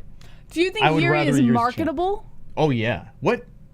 More marketable than Glover? Yes. Like light years more marketable than Glover. Yes. Is there anyone else in the lightweight? He's electric. Or not lightweight, like heavyweight division that you think would be more marketable than Jiri or Glover? No, he is the most marketable guy right at now, light heavyweight. in the top 10, Yes. light heavy? Yes. Show me the rankings. It's not even a question. I think I might disagree. Because Ankalaev is the next guy. Hold on, let me see the rankings. Which is another Chris Curtis. Top 10, friend. who is the most marketable light heavyweight champion? It's not even a question, Jess. Hold on, let me see the top 10. Light heavy. Okay, here we go. Oh, Rakic. Rakic is pretty marketable, Moss. He's a snooze fest. What? Yeah, Rakic is a Rakic fucking has snooze. knockout power. Although his last fight he was doing What are all you right, talking but about, he snooze bores fest? me, man. He's boring. All right, Ankalaev, Nix, Anthony Smith, Nix, Santos. Santos Was. could be marketable. Was. Not anymore. Doesn't mean it's not impossible for him to Did rise you see back Santos up. versus Walker? What? Doesn't mean it's not impossible Come for on, him to rise Jesse. back up. Reyes, I'm going to nix. I love Reyes to death, and I will always pick him, but I don't think that he's quite marketable. His I don't know, where is... Oh, actually, there was a statement from Reyes, Jess. Oh, what'd he say? Hold on. Oh, I addressed Chris Curtis's beard going up to his eyeballs. He, Where? see his beard? It's going to his eyeballs? He explained what's going on here. Oh, Yeah. I see. Okay. Yeah. What happened? He's a wolf, he said. Oh, Yeah, okay. so Chris Curtis is a Don't wolf. you have a little... I know, oh. I told him. I'm very hairy. Oh, but it doesn't go up to your It eyeballs. doesn't go to my eyes. I'm a little jealous. It just goes like... It goes high, but it doesn't go up to my no, eyeballs. it doesn't go to your eyeballs. Maybe Yeah. he just has a lot of testosterone. He's having sex right now, Chris, with his new girl. He just won't admit it. Here's what here's you got to read this quick though, because it's a story. I came Hold home. on. Oh shit. Go ahead. I came home from... No, just click and hold. There you go. I came home from training one day and John Morgan was in my bed making love to my wife. He had a huge pecker and I was traumatized seeing her stand up 69 with him. I was so sad I couldn't train for months. That is why I haven't been in the octagon in a while. I am now ready to get back in the cage. I am issuing a challenge to Sam Alvey for the 205-pound interim true. title. That's actually true. Get the fuck out of here. Did he really say this? Yeah, this is true. To Sam Alvey. That's true. It's a true thing. Listen, I'm going to say it right here and now. And I am not speaking on behalf of Moss, just on myself. I love Sam Alvey to death. He is a wonderful friend of the show. But I think that's a fucking bitch-ass call-out, Dominic Reyes. What do you mean? I think it's a great call-out. I love Dominic Reyes. I'm a big fan, but that made me lose a little bit of respect. You What don't the think he fuck should are call you out doing? Sam Alvey? You're going to call out a fighter who's on a whatever fight lose streak? I don't even know how many. Like... The guy is literally fighting. What are we doing? I'm not going to say anything. I don't want to say anything negative. You don't want to see Dominic Cruz versus Sam Alvey? Moss, are you fucking kidding me? No, I'm not kidding. Is this a joke? I'm not. This is a joke. What are you talking about? Why do you believe I'm not. it? Wait, was that not? Oh my God! I thought that was real. You can't even believe it was real. No, I was John about to Morgan was say. in bed with his wife? Did you? I didn't know. I just read. I don't listen to I just read the last part and I. All right, Jess, hold on. Read it again. I came home from training. Okay, now I'm gonna pay attention. I came home from training one day and John Morgan was in my bed. Okay, I see. Oh my God. Jess, come on. John Morgan was in the bed. He had a huge pecker and I was traumatized. Seeing him stand up 69. What do you just read it and just not comprehend any of it? So let me explain myself. I mean, he is a pimp. Hold on. Allow me to explain myself because I made this mistake in Discord today. I saw Patty Pimblett. For some reason, I went to Patty Pimblett's Twitter page and it said it was suspended. And I was like, holy shit, it's suspended. I got to tell everyone about it. So I posted it in Discord. And I found out later that it was a fucking retard because it wasn't actually suspended. It was some other fucking retard account. So allow me to explain myself, Moss. I read things. There's no explaining this, No, Jess. you ask me to read things all the time, right? So I'm constantly I don't pay attention to what I read anymore. I just read without my mind being invested in what I'm reading. And I've got a million other things going on. So I just read. And sometimes I don't quite, I understand the last few words. So the last few words I understood in this was Dominic Reyes calling out Sam Alvey. And I'm sorry. It's okay. we kind of. I fucked up twice today, guys. And you know what's worse? Tropic Tom sent me a DM earlier. And he was like, I don't remember his exact words, but he was basically like, that's not true. The whole Patty Pimblett thing. He's like, I gotta tell you, I'm not gonna say it publicly to embarrass you, but that's not true. This is the world I'm living in, Moss. I finally think I've got something, and then it ends up not being. I end up falling into this fucking trap of false information, and then I look like an idiot. Wonderful. Well, it is a true story. I'd be curious about a poll to see which card is more interesting to the fans. Singapore PPV or London Fight Night? Oh, I don't think it's a question. I know my answer. What's your answer? Which think it's a card is question. more interesting? Singapore, I would say. Let me see the London card real quick. UFC London all day. Hold on, let me just see. I know who's on the Singapore card, but let me just see the London card. UFC London. I mean, to me, it's not even close. Yeah. I mean, listen, I'm excited about this card. Let me see it. But here, hold on. It's fight night. What fight night is that? Come on, Moss. What's the number of it? You know better than me. I don't know. I don't know. Like when Chop reads the instructions after. Yeah, yeah. I'm like in that. Oh God, that's embarrassing to say. I'm in that mental zone of reading the instructions after the ad. Here we Fuck, go. man. Had to go to Patty Pimblett. All right, here we go. Hold on a second. Here. Fight Night Blades versus Aspinall. All right, here we go. Blades, Aspinall, Hermanson Till. Ooh, Hermanson Till, okay. Ooh, Krylov Gustafsson. Craig Ozdemir. Pimblett Levitt. All right. Oh, McCann Goldie. You're really excited about McCann Goldie? Yeah, fuck yeah. Okay. I love Goldie. I love Goldie so much. All right, I'm going to say London. Oh, DeCasey's in this. All right, I'm going to say London. Yeah, I like this card better. I'm going to go London. I don't hate the card this weekend, but if I could only watch one of them, now I love Procházka. I think Procházka and Glover is a good fight. I'm sorry though, the two other fights, like the JJ versus Zhang fight is interesting, of course, because I mean the first fight was phenomenal, like absolutely phenomenal. So I have a feeling it's going to be good again, but I don't know, man. Shevchenko is a beast. I don't care. Like I don't know why. Why don't I care about Shevchenko? I have no idea. I find Shevchenko interesting, but I think some people don't really care much because, well, one, it's hard to get invested into female fighters, but a female fighter aside, I think she doesn't really like she's a marketable fighter, but she doesn't market herself. Does that make sense? Like the UFC can make her marketable, well, but she's on social media taking pictures. But she doesn't really market herself. It's not like she's going out there like fucking Conor McGregor did and just like creating a bunch of bullshit so that people could be talking about her. She's not doing that. So Chubb says Valentina's the GOAT. Stop it. Listen. Yeah, she's a great fighter. I was in the building booing the fuck out of her. Nunez versus Shevchenko won. Booing. Shevchenko? No, you were booing Nunez. Booing both of them. You said you were booing Nunez. Nunez Shevchenko won on UFC 196. You booed both? I booed we booed them out of the building. Well, in fairness, at that time, out of the building, it was so bad. It was hard to kind of get on the whole fucking I didn't know who train. was who then. Yeah. I didn't know who was who. But here's the thing. I can't turn back. And then there was a night on the show where they ran it back, that same fight. And I was fucking drunk off my ass because I couldn't even. I had to force myself to get annihilated to even be able to sit through the rematch. Yeah. So listen, Shevchenko's a beast, and she's turned it around where she's very dominating. She's finishing her opponents. I have a lot of respect for her. I think she is arguably the best.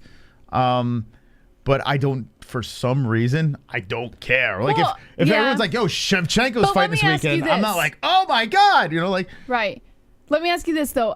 Now, we've shit on female fights before. Out of all female fights that you could see, Shevchenko is not like the lowest on your list. I mean, you would watch a Shevchenko fight rather watch over a I'd rather watch Andrade fight. Roxanne Modafferi fight. I love Roxy. No, I would let me think. I got to look at the list. Joanna all day, even though they fought each other. It didn't work. Maybe I'm pissed off about her beating Joanna too. Maybe that bothers me. I don't know. Oh yeah, because you're a big Boogie Woman JJ fan. Like JJ, I get up for. My point is like she's a little higher on that list. It's a little easier to get excited for her than it is other female fighters. Yeah, of course. I'm not putting her up against the bottom. No, I'm not saying she's like the worst fighter to watch. Just. For some reason, you just can't get into if someone says, "Hey, Shevchenko's fighting this weekend," I'm not like, "Yay!" Like I'm not like, "Hey!" Like throwing parties and shit. I'm like, whatever. Everyone's got their own taste, man. Like when I wake up Saturday morning, I'm not gonna roll the just rub the crud out of my eyes and be like, "It's Valentina Shevchenko fight day." No one's gonna be like, "Yay!" Like I wake up very excited about pay-per-view days. I don't know. I get it's like Christmas. I wake up, I'm like, "Oh my god!" Like I'm like, "Yes, let's do this." But I'm not like Shevchenko fight is so low on my list of getting excited. That's just me.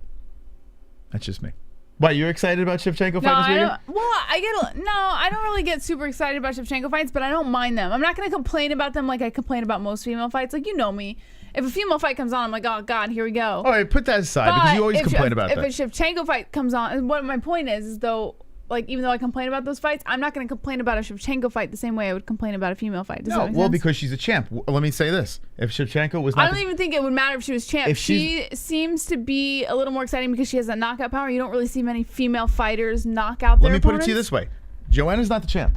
She hasn't been the champ. I love Joanna. Right? Oh, God, Yet I we love get her. very excited to see Joanna fight. Here's the difference. Joanna markets herself unlike Shevchenko. During a face-off, Joanna makes a fucking big-ass dramatic scene. Like, that's the shit I want to see. But that's what I'm saying. So Joanna's not a champ, and I'm way more excited about watching her fight. If Shevchenko was not the champ, no, I would not care at all.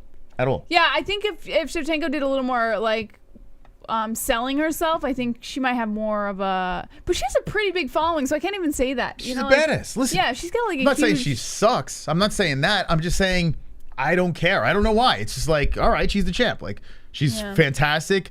She's going to maul her opponent this weekend. Okay. But I don't know. Maybe I'm off on this, but I just could not care less. Let me know in the chat what you think of Valentina Shevchenko, the Bullet. Thank you. Boogie Woman says Duke Chronic. Hold on a second. We want to give a shout out to Chubbs. Let us know in the chat what you guys think. Chubbs has been a member for 17 months. Let's go, baby. Come on. Let's go. Chubbs. Yo, hit the fucking like button. What are we doing out there? Wake the fuck up. Thank you, Chubbs, for being a member for 17 months. Wonderful. Here comes Clayton. What do you two think of Brian Battle at MW? He was picked last on Tough, but ended up winning the whole thing against some pretty tough competition. Now he's in the big leagues. He's ranked 63 or something ATM. Do you think he'll make it to the top 15 or 10? I'm not even familiar with Brian Battle. I can't answer. I feel like that it's too question. premature. Hold on, let me put him up over here. Answer. Dudes with a Russian spy fetish watch too many Bond films, says Tropic Tom. Tommy Richardson says, love this channel. Wish I could meet a good lady like her. You're lucky, MMA. Chris Curtis actually gave Tommy. You some credit before we went live. Oh, really? Yeah. I'd love to hear this. Fill my narcissism. He said, because he's having trouble. Listen. Because I was like, what's going on? I thought you had a girlfriend. What happened? Nah, not working. Like, Chris he says he's married to the game. Like, his girlfriend's the game. Mm-hmm. So I said to him, I'm like, well, I'm going to live vicarious through you because I am in a relationship committed. I am till death do us part, right? Right. So he's like, well, you're lucky. He goes, you got a good girl. Aww, that's what he said. Chris. So he complimented you, Jesse. He says, you're a good girl. Look at that. Chris, that's so nice. Very a lot nice of people disagree, so I'll take what I can get. Thank you, Chris. All right, Brian Battle. You spelled Brian wrong, by the way. It's B-R-Y-A-N, not I-N. Brian. The Guru guy? What Guru guy? Battle. Did he say anything? Did anyone catch? Send me a clip. I want to see if there was a response. The Guru guy. Here's Brian Battle over here. Who's the Guru guy? That's the guy in the wheelchair. Oh, the beanie guy in the wheelchair. Yeah. Apparently he got upset because, well, no, his viewers got upset that we put a picture of him with no hat on. God forbid. The community post. All right, so here we go. Battle. I got to be honest with you.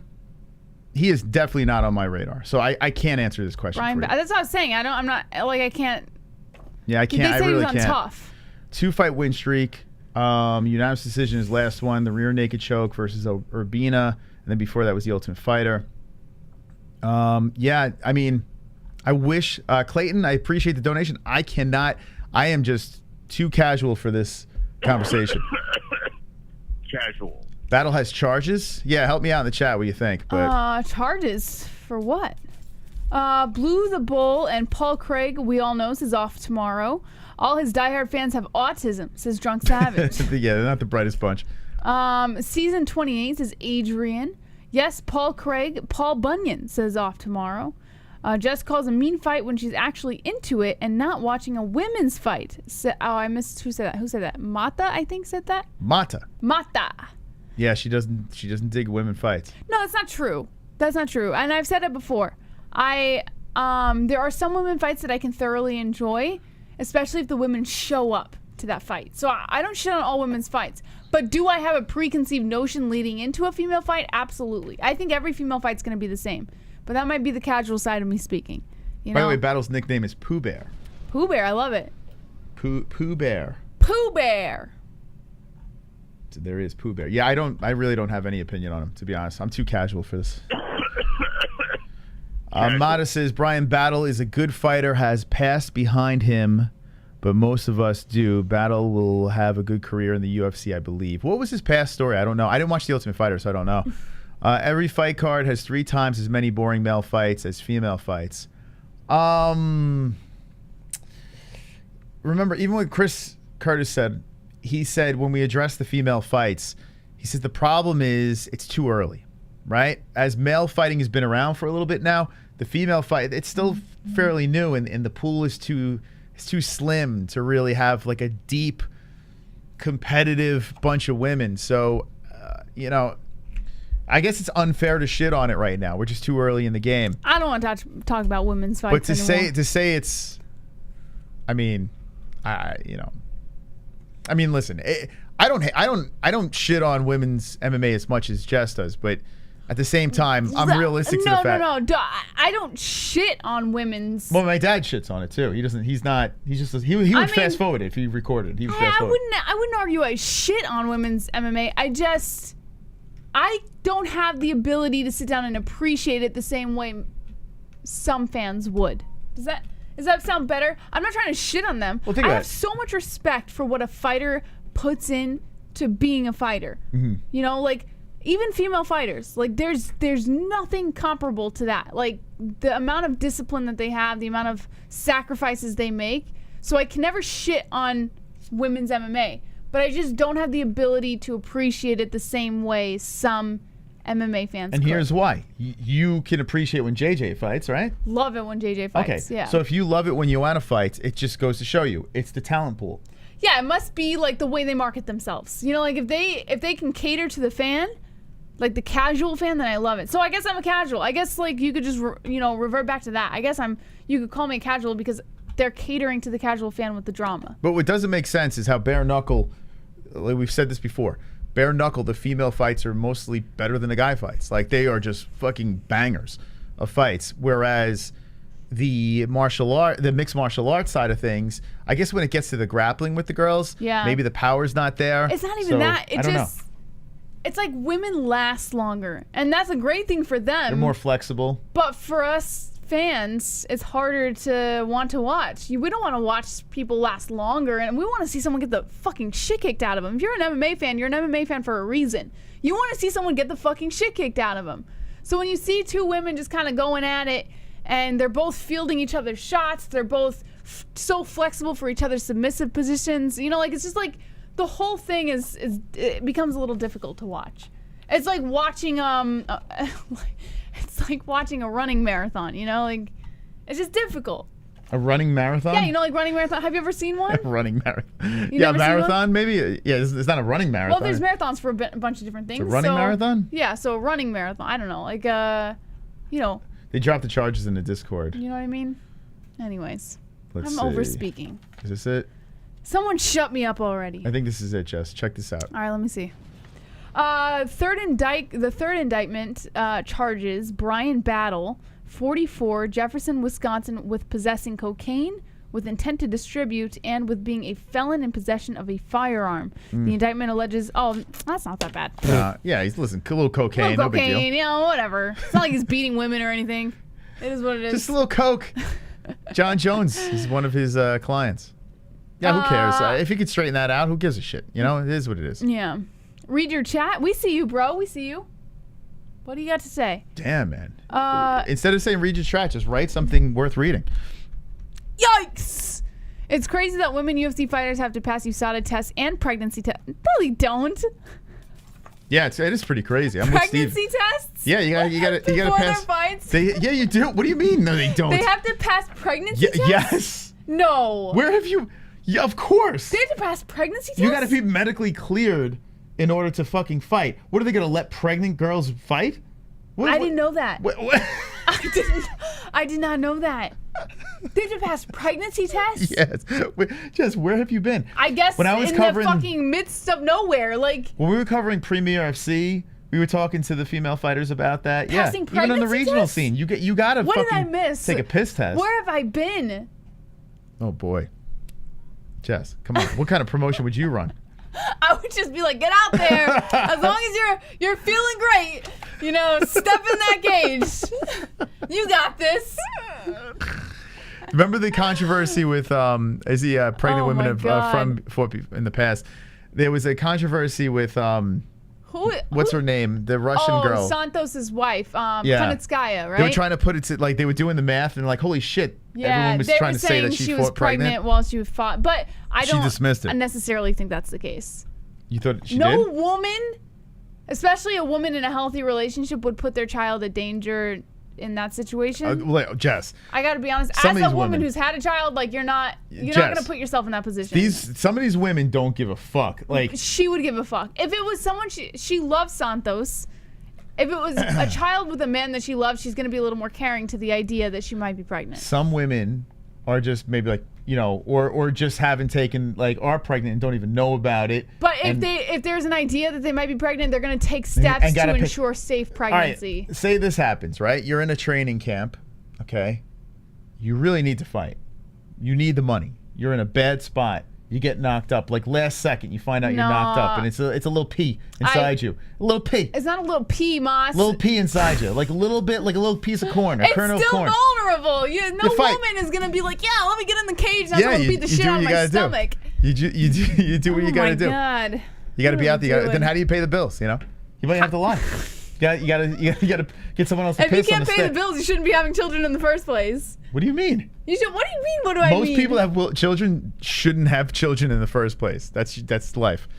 Anyway, all right.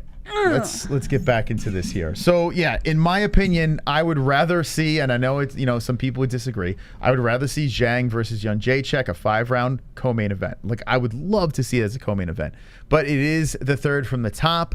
And the 1, 2, 3 punch on top of this main card is fun. It is. Listen, Valentina Shevchenko is arguably the best. She's fighting a girl that's 19-1-0, so only one blemish on Santos's record. Let's see if we get some juice from the press conference. I think that these girls will surprise us tomorrow, if it happens, the press conference. Yeah, hopefully it's an exciting fight. But I think these girls will actually surprise us. I think they'll talk some shit. Shevchenko's thing is that confidence, that Bond villain delivery that works for her, you know, and I can see why people get into that. You know, I don't want to completely just shit on Shevchenko. She's not a horrible fighter. She's a fantastic fighter. She's gotten better on the mic with her confidence and lead ups to fights. You know, she does her thing. It's not like she doesn't. I just, for some reason, I don't know what it is. Maybe, like I said, I might be a little, you know, upset about Jędrzejczyk. But look at this, a minus 630 favorite. Yeah. I mean, Jesus.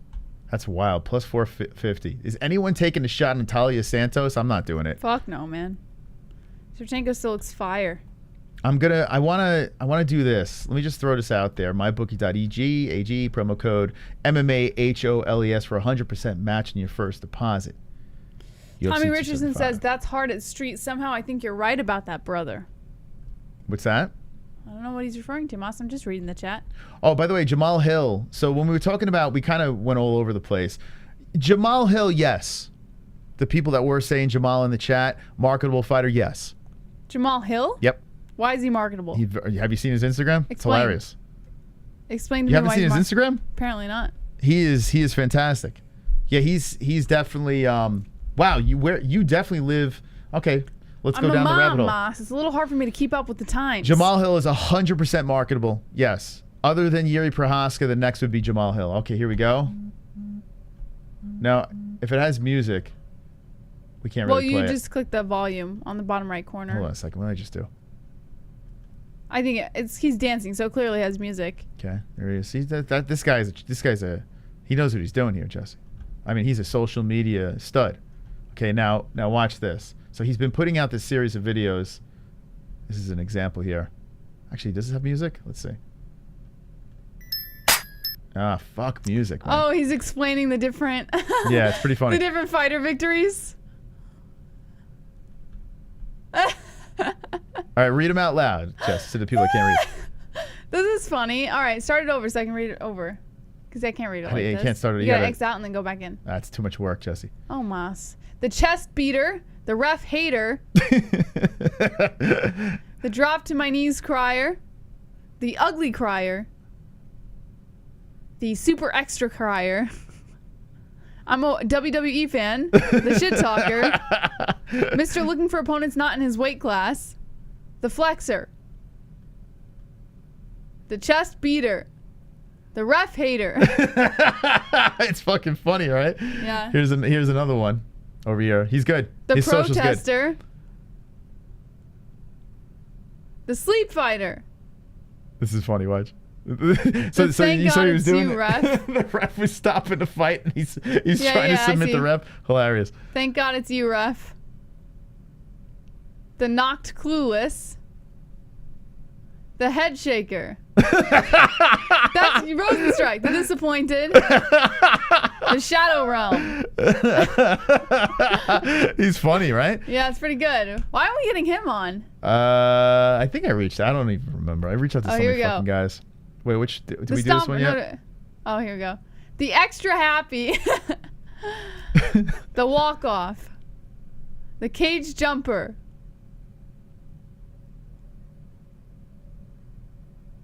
The crier. The pointer.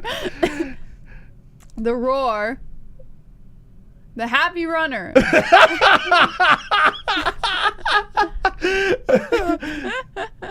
The extra happy runner, Jess. Uh, So funny, man. So fucking funny. He's been so. This is what's like the next one? The stomper. What's that? This Go is down. a series of Right there. things. The stomper. Oh, the entry to the cage. Yeah. The yeller. The crowd pleaser. The spitter. The witch corner. The sus. The bower. The bro, I'm a wrestler. Oh god, it's freaking funny, man. Yeah, let's get this guy on, He man. hit the nail on the head. Yeah, Oh, he's there's more. funny. There's more. Don't worry. There's more. All right, here we go. The forced beef. The red panty beef.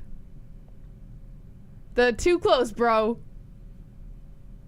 The respect, bro. The old fashioned. The pro shit talkers. The what the fuck, bro. The gotcha. The Dana White heart attack. The bitch move. The force. Oh, Yeah, there it is. Very go nice. over. Very nice. He's good. Before that, he was releasing videos with Billy Quarantillo. We could actually play the audio to this, I think.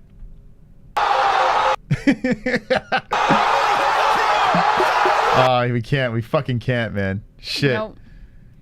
That's all right. If you guys want to see it, go to Jamal All right, Hill's. so here you can see the reaction though. So Billy Quarantillo was helping him out with this one. Billy Q.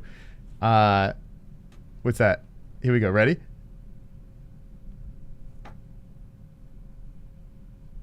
What? Here, read it. Okay, the hold, bro.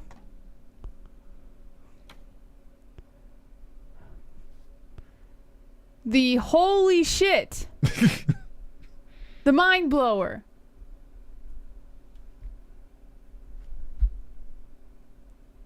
The damn, I missed it. It actually doesn't work without the Moment Rogan of sound. silence. The hold, bro. Oh, it's back to the beginning. All right. I think we lost Jesse on this Well, one. no. I'm good. Anyway, that's Jamal Hill. Go give him a follow. It's sweet_dream_. Oh my God! Welcome, friends. My children are here. My children have arrived finally. I mean, it's just about, listen, is he out of the wheelchair yet?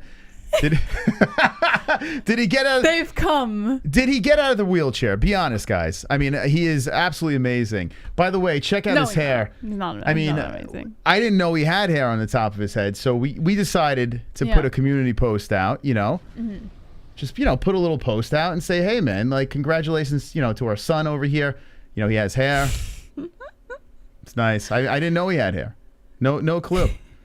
Fucking little pancake on his head. Yeah. It's pretty awesome. No, but seriously, guys, now that you're here, tell me about this wheelchair that he rides. Is it like, has he ever stood up yet? Is he bionic or something? Like, what's going on here?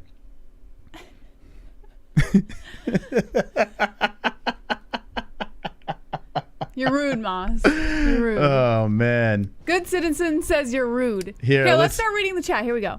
Ark Sav says, Guru said he made you guys look dead in 274. Check his it likes. gets better, Moss. A tier says L channel. Let me just say this right now. Sure. Guru came from my nutsack. I was here first. He fucking got inspired by the MMA-Holes and then made his fucking channel with this fucking floppy hair, okay? See this over here? Your boy has like this floppy fucking meatloaf on his head over here, okay? And now you're worshiping this. The guy hasn't stood up since he's been on fucking YouTube.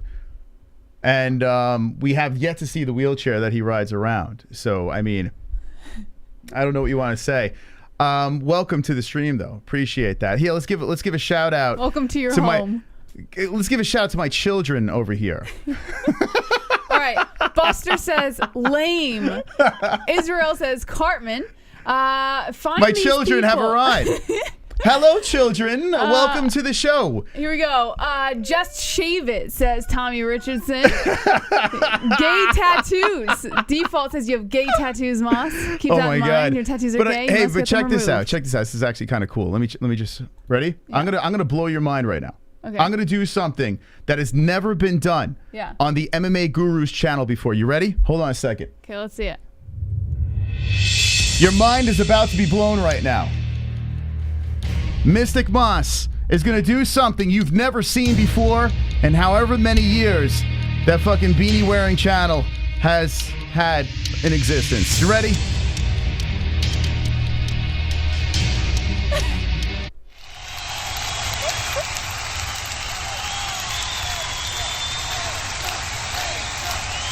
My children! Oh, welcome to the channel. Welcome to your new home. Welcome, welcome, welcome. It's called Standing Up.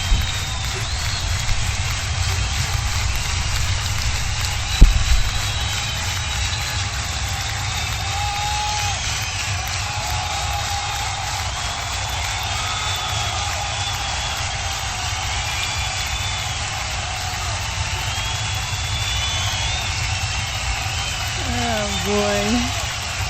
You guys. What a shame.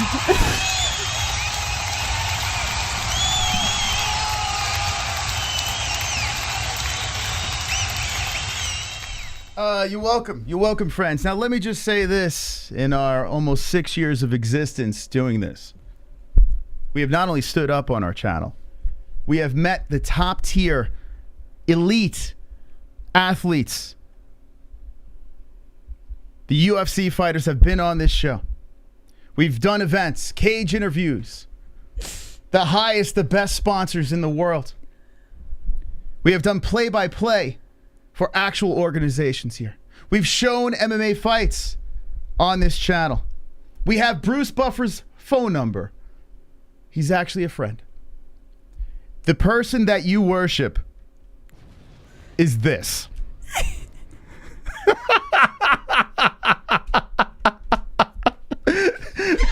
Come on, guys. Come on. Would you come over here and get your boy roasted? Oh my God. He didn't even, and let me just say this. Not only did he steal every idea from everyone else that's done MMA content. Listen, we were the first to do these MMA reaction shows. Stole that. He even stole the beanie. Even the beanie he stole from Mexican, what's that guy's name? Mexican martial arts. Mexican I think his name is martial arts. Yeah. He even stole the beanie. Not one original idea came out of that guy. MMA Guru. Oh boy. Guys, hate to break it to you. You're getting your king, your guru man, roasted right now. So please, stick around. Welcome to your new home. so great, so they came here. Thank you. I mean, there's got to be a reason, right? You must have gotten so offended that a picture. He didn't even say anything nasty about him. He just posted a picture of him, and you guys are here. So now, please, if he did say something to us, please clip it so I could see what he said. But from what I'm hearing from the community, he got upset that we just posted a picture of him without the hat. No comment or anything, just a picture. We said, hop in the MMA-Holes Discord with this picture. My Fruit Loop friend over here on the internet gets all upset and butthurt and then sends his fucking clowns over here. Guys, it's just L after L. What do you think this is? Not a good look. What do you think this is, Not Jesse on look. fire? What do you think this is, guys? You're gonna kiss your ass because you're being mean? Oh, boy. What do you think this is? What do you think? Live and learn, friends. All right, let's get back to this show. Gave him enough time. All right. All right, what do we got in the news here, Jesse? Oh, whoops. Whoops.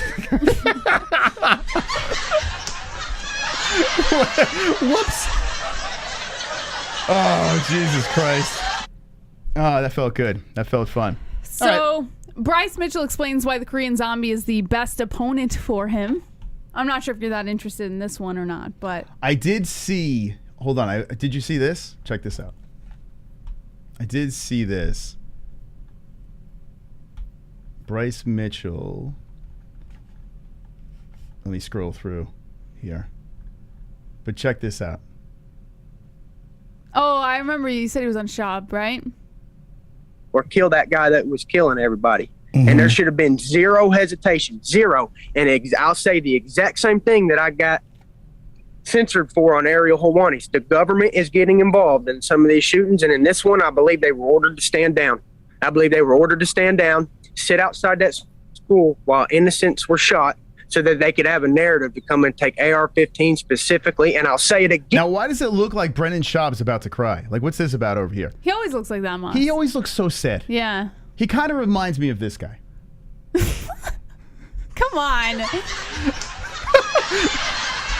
Ladies and gentlemen, the last time this man stood up, he was not wearing a beanie. I don't know what the fuck is on his head over here, but Donald Trump would be proud. Trump Look at this guy's face. I don't know what's going on, friends, but anyway, let's get back to this. Wonderful, wonderful. Jesus Christ. Again, what I said on ARIEL's, I will die before I hand over that gun. I'll die in a shootout before I get starved to death, because as soon as they take your guns, they're going to starve your ass to death. Just like they did the Jews back in ARIEL. ARIEL was hating on me. This guy, I mean, I'm telling you, man, Bryce Mitchell's, he's off his rocker. I didn't know Bryce Mitchell wears glasses. Oh, he's very sophisticated. Yeah, he looks like he belongs on the History Channel. Listen, I give him credit for his passion. You know, I give him credit for like him going out there and you know, speaking his mind. Right. You know, you have a right to do that. But come on, man. Like, why are you doing this on the Schlob show? Was saying that, he wasn't exactly hating on me, but he said I spread misinformation. Well, let me tell you a fact, okay? Government took the guns from those citizens in Germany before the Nazis. By the way, you notice this, Jesse? What's that? MMA Guru didn't send his people over here when we had Chris Curtis on.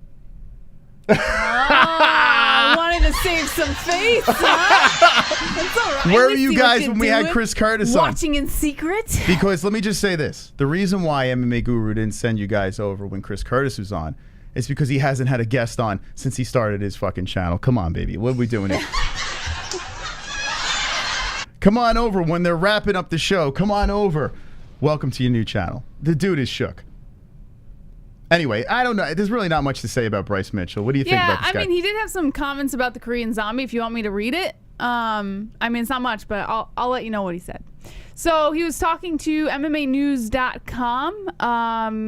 To say Mitchell passed the test with flying colors would be an understatement. After knocking the elite striker down on the feet early, Mitchell implemented his dominant wrestling, controlling and beating the veteran en route to a unanimous decision victory. Now, at 15-0 and having added an established UFC name to his blossoming resume, Mitchell is looking to take the next step towards the top. With a number 9 ranking comes a small pool of higher-placed featherweights for Mitchell and his team to choose from, with many also already booking to fight one another, but one name in particular has stood out, and that is Korean Zombie.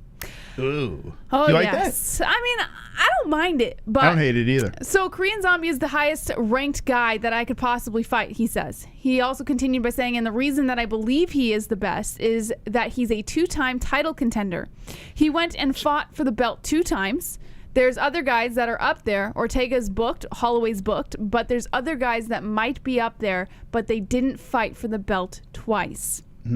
He also continues on by saying, if you go in there and you beat Zombie better than both camps did, Aldo and Volk, I think it took Volk maybe 2-4 rounds. So if I go in there and beat Korean Zombie in the first round, that gives me grounds to fight Volk immediately. I want to fight the Zombie because he's the best guy available. Hopefully he's ready to go. It's Twister versus Twister. Oh, whoops. I'm sorry, Jesse. This is my sub count over here. I must have hit the wrong button. Let me get back to that. I'm sorry. Okay. If one of us twisters the other, that settles who's got the best twist, or the better twister. I'm sorry.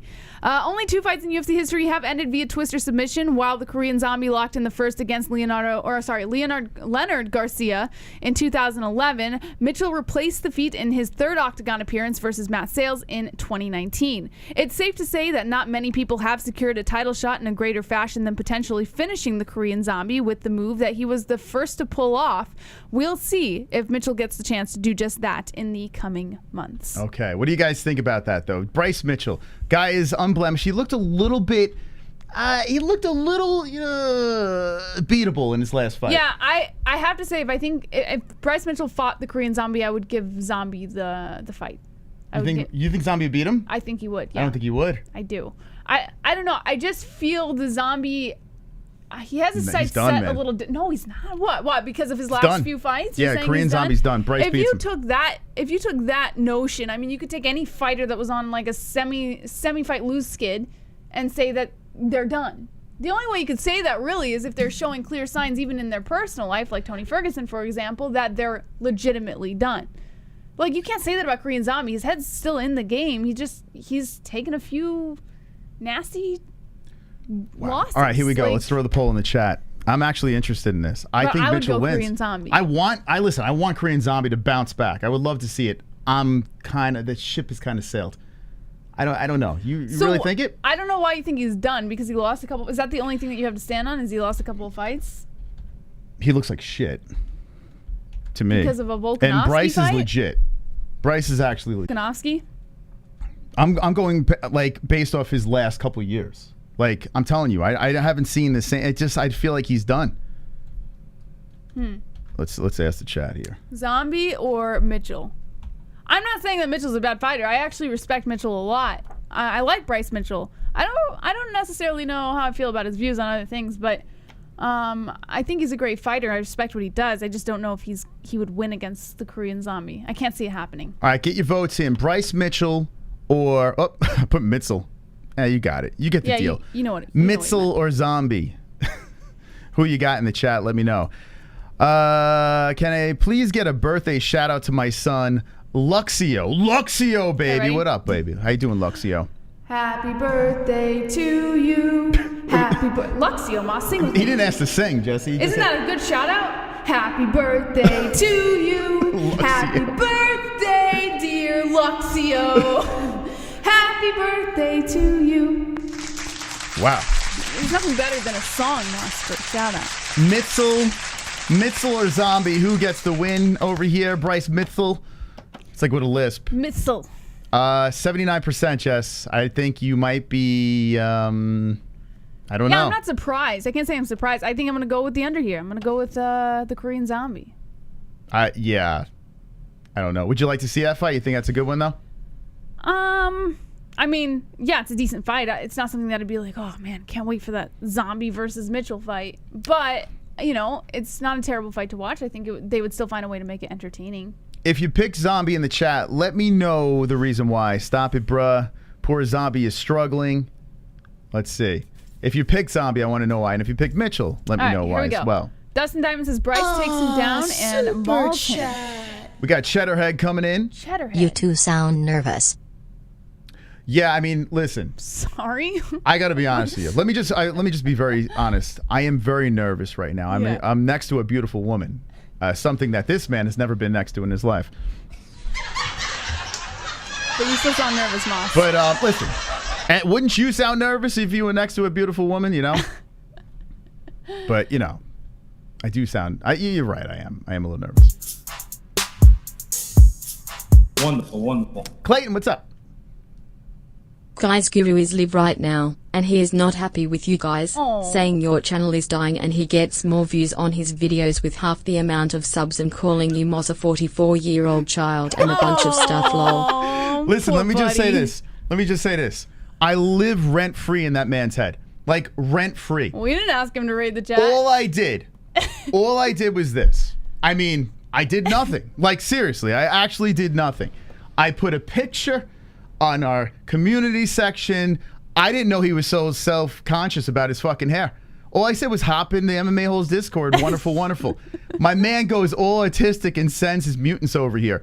And I got to be honest with you, this is a big win for me. All these years of doing this show, I don't even have to try anymore.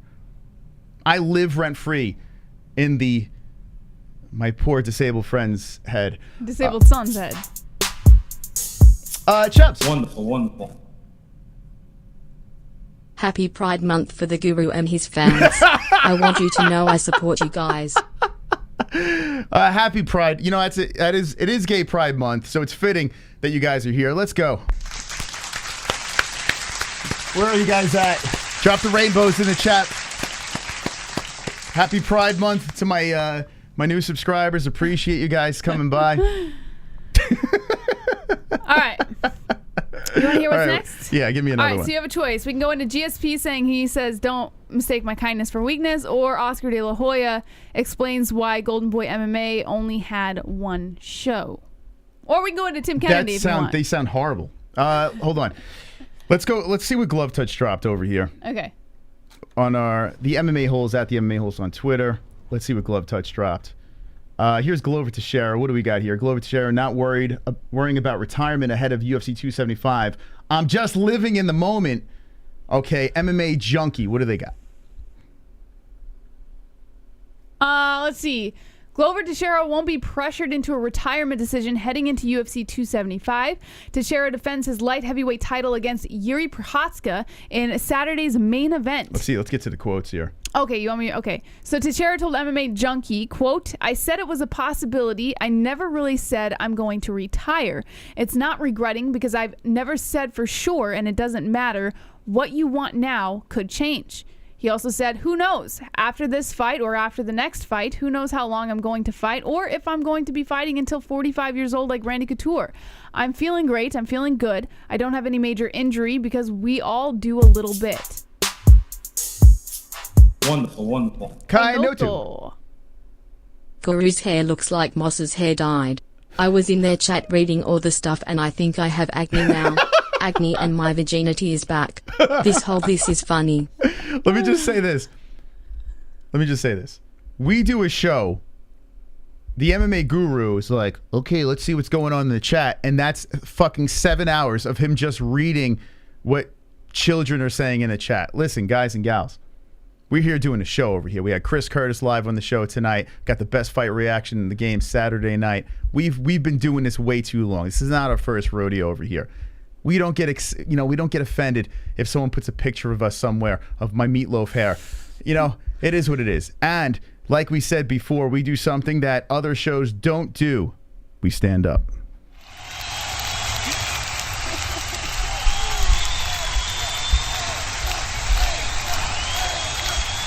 It's groundbreaking podcasting. It really is amazing. Sometimes we gotta make fun of the disabled, but it's okay. Because we live in a world of triggered human beings. But we love you anyway. Anyway. Alright, so Glover Teixeira said, thank you, Kainoto, appreciate it. Glover Teixeira said what? He said he's not thinking about retirement. I mean, if Glover gets smoked, gets fucking just destroyed he won't. by Jiri, but if he does, if he gets flatlined in the first round, is everyone going to be screaming retire? No. For one fight? I guess because of age, yeah, I suppose. But I think if he shows himself, if he shows up at the fight and he doesn't it doesn't look like he got completely run over, then I don't think people will be screaming that. I think they'll only be screaming that if it looks like he got completely dominated by Procházka. Yeah. All right, let me know in the chat what you think. I'm going to pull this out. This poll, Mitchell or Mitzel. I got a lisp in it. Can you put in the drop this in the chat, this poll over here. Put if Glover gets smoked in the first round, should he retire? Okay, a simple yes or no. Should he retire? Imagine having content that's so bad, right, that you have to send your community somewhere else to actually watch like real content. Imagine. Well, we're better, Mom. So what can you say? Oh, super chat. Custom. So it's a bizarre world we live in. Does your girl at least let you watch? Yeah, she lets me watch me fuck your mom. Yeah, she does actually, right? Also, thank you for the $2. That was very nice. But no, when I have sex with Custon's mom, you do watch, right? You let me. No, I let you watch. You let me watch? Oh wait, hold on. I'm sorry, I screwed up the question. Hold on a second. So let's get his mom out of the equation. So when I'm fucking his mom. When you fuck his mom? Yeah. Do I let you watch? And yeah, I enjoy it. Yes. I enjoy watching her scissor your mom. Yeah. It's pretty good. What kind of name is Custon? What do you... Love it. We should name our next son Custon. Custon McCoria. Is that like a play on words, or is that his real name? Custon McCoria. Let's do it, Moss. Our next... Oh, it's a Dustin Poirier, I guess? How old could that person be? Right, it's got to be Dustin Poirier, but... I like it. Conor McGregor. Custon McCoria. Yeah, I don't hate it either. I'll give you that one. I'll give you the name. It's a very. I had to think about it. It's a very cerebral name that you dropped. Yeah. Appreciate it. Thanks for subscribing to the channel. Here's the vote over here so far. What we got? What do we got here, Jess? 60% yes, 40% saying no. He should not retire. Okay, so actually it's fairly close. If Glover gets smoked in the first round, should he retire? And 40% saying no. I'm actually a little surprised, knowing our community would be like jumping at the opportunity of saying, hey, Glover, retire. Ah, super chat. Super chat from Cheddarhead. Take this $5 and go feed your child. I feel bad your channel is being ran over by a 23-year-old who barely tries. Double the subs but a 1/4 off views. I'll use that $5 and make sure I buy her some chicken nuggets next time we're out. Did you see that? That's called a donation alert. I don't know if he figured that out yet. I mean, he's so young. Okay, I'll take it. It's all right. Keep sending them in. It's fine. You know, donation alerts are something that I've learned, I don't know, 4 years ago? I learned how to do that. He's still trying to figure it out over there. So thank you, Cheddarhead, for the $4.99. Make sure you use it to feed your child, Moss. Oh, boy. Because you can't feed your child without his $5. My child is the MMA guru. You should donate that to him, right? I mean, if you're giving me money to feed my child, let MMA guru have it then, right? Oh, boom roasted. All right, Jesse. Give me another story, please. All right, so do you want to go into the George St. Pierre stuff? St. Pierre? Yeah, he says... No, give me here. Go back to the Twitter. Twitter is at least more relevant. Also, Karolina Kowalkiewicz said that she planned to retire with a loss at UFC 56. If she lost, she was going to retire. Who cares? All right. Let's see what what's this over here. I was going to ask you if you had heard Dana White give an interview today, and he said that the winner of this will fight for the title next, whether it's you or Joanna. So I'm curious, did you hear that? Where do like these reporters? They're all stumbling over their words, and like these guys are professional reporters. Like, I mean, these are media members out here. You got the credentials. Why are we all stumbling over our words? I was going to ask you if you had heard Dana White give an interview today, and he said that the winner of this will fight for the title next, whether it's you or Joanna. So I'm curious, did you hear that? And does that add any extra pressure to this fight? 他说就早上咱们接受采访的时候，那个John Morgan 已经跟你说。 Hold on a second. Guru said you're mad because you know you're going to be looking up to him since his channel eclipsed. Oh my God. Jesus Christ. We done more. I did more in a year doing this channel. I mean, without him, Guru wouldn't have. It's crazy. I literally paved the way to fucking MMA content. And this dude is so fucking... Did he actually say that? Please, could someone clip that and put it in the Discord? He says he eclipsed... The dude said he eclipsed... Oh my God, dude. Oh my God. It should be called the MMA delusion. Delusional, because, I mean... Jesus Christ. Does he have you guys that brainwashed? Do you believe in that stuff? They're like, they're like calling themselves. I can't remember the name. Like it's nuts. But they like they refer to themselves as like, I don't know the name. But it's a like, weird thing, huh? It's fucking weird. You guys, it's creepy. You guys gonna drink the Kool-Aid together too? I mean, listen, I started the cult in the beginning. Like when we did this channel, I legit was I was the talking head for the first year, and then said, "Hey, let's make some content." What it reminds me of? It reminds me of like a bunch of like foster children who need a place. Like they need a place to belong. So like they all just were like, "Well, he'll accept me because he reads my comments." And what would happen if Guru actually got laid? It's weird. Like what would they do? They would probably they would self-destruct. Like they would be like, "Oh my god," because they're all not getting laid. What right? do I do now? He's not talking to us anymore. Yeah. He's not paying attention. Someone else who will read my comments. It's a phenomenon, man. Yeah. It really is. Listen, all love, man. It's all good here. Listen, I didn't know that he's so boring that you're here, but it's all cool. It's cool, man. Listen, I would be here what fascinates too me more if I was watching this channel. Is like he's sending all these people over as like his army and stuff like that, but these people are coming over and attacking someone's child, like an infant. You're attacking an infant. And that reflects on him. Who's attacking an infant? They are. Like the chat, they're like saying that our child's starving and our child's this and that. But like that reflects on him. No, hold on, Jess. Our child is the MMA guru. That's our child. No, I'm talking about... That's what do you mean? Talking about. That's my son. That's not what I'm talking about. I'm talking about like our kid. They're like coming in trying to make comments. They can say whatever the fuck they want. I don't give a shit about that. But that reflects on Guru. No, fuck that. Say whatever you want. I don't give a shit. Listen, MMA Guru's my son. He's let's be serious here. This kid came out of my ballsack. And he's saying he eclipses us and this and that. If that's what he says, I mean, I thought I raised him better than that, you know. But good thing he keeps that hat on, though, you know. Good thing. All right, let's look at this Zhang thing. I don't know what the hell this is about. Let's see.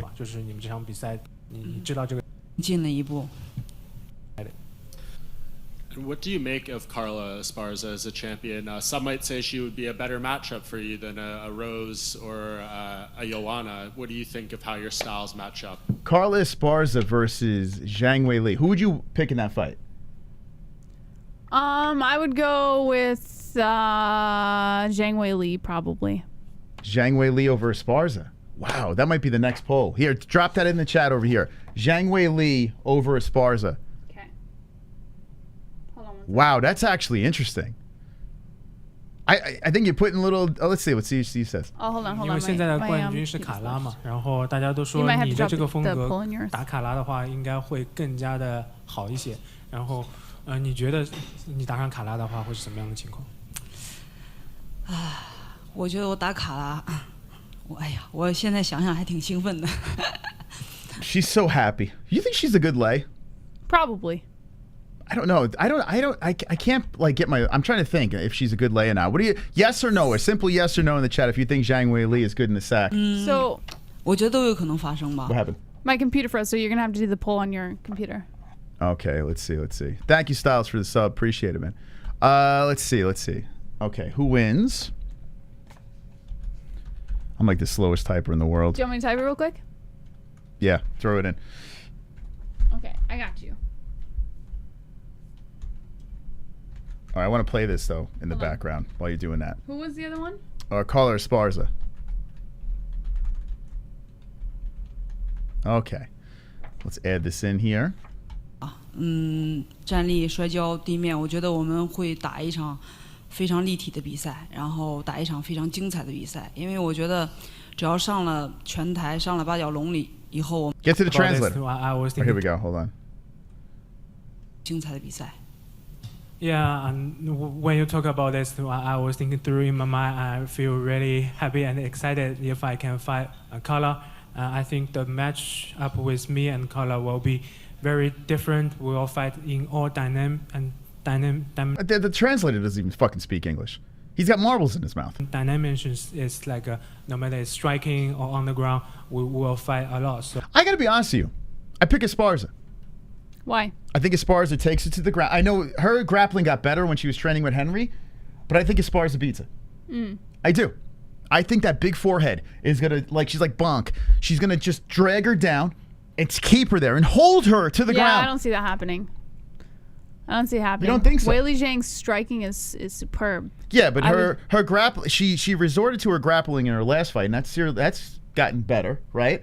But Carla Esparza, if they go back to like if it is a female fight. I mean, but it's Zhang Weili. I mean, we've seen her fights before. She's kind of a beast. So I'm gonna go with Weili still. All right, I might be in the minority with this one, as the people in the chat. Unless the Rose fights have like, in some weird way, like mentally fucked her up. Wonderful, wonderful.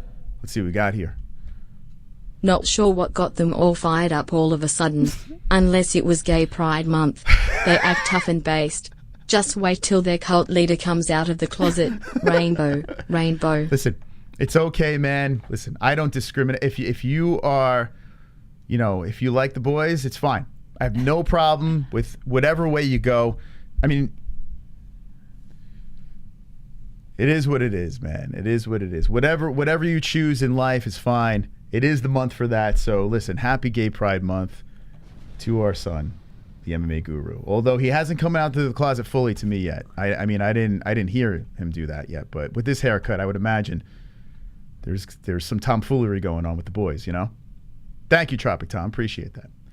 All right. So this poll, not surprising to me, the people are choosing Zhang Weili over Esparza. I would be in the minority. I would actually bet on the under in this. I would actually bet on the under. But maybe I'm crazy. I could be. Just wanted to let you know you got me out of a hard time in my life. I really appreciate the content, says Styles. Let's go, Styles. Let's go, baby. Shout out to Styles in the chat. Listen. Hearing comments like that is absolutely wonderful, wonderful here. Wonderful, we appreciate that you choose to spend your time with us on this channel and this journey of carnage and wonderful, wonderful excitement. Appreciate those words. All right, let's go over to a couple more stories and then we'll wind this thing down. Let's see over here. That tournament is going down. Does anyone care about this? It's on at weird times. The road to the UFC. It's in Singapore. It's on, holy shit, did it happen today? 6/9, 5:30 a.m. So, yeah, we won't be up for that. But is anyone actually going to stay up and watch this? I'm curious. Check out our Twitter. It's at the MMA-Holes. Dropped over there. Let's see if there's anything else. Sungwoo Choi, what's this? Includes going to top 10. Okay, that's great. All right. That's pretty much it. I want to look at a parlay real quick before we end this thing up. And I just want to throw it out there for shits and giggles. Let's see. So if we do a parlay, what the fuck? Come on, mybookie.ag, promo code MMA-Holes. It's a sponsor. Guru should look into a sponsor. Let's see. Let's see. Here we go. Might up the production value. So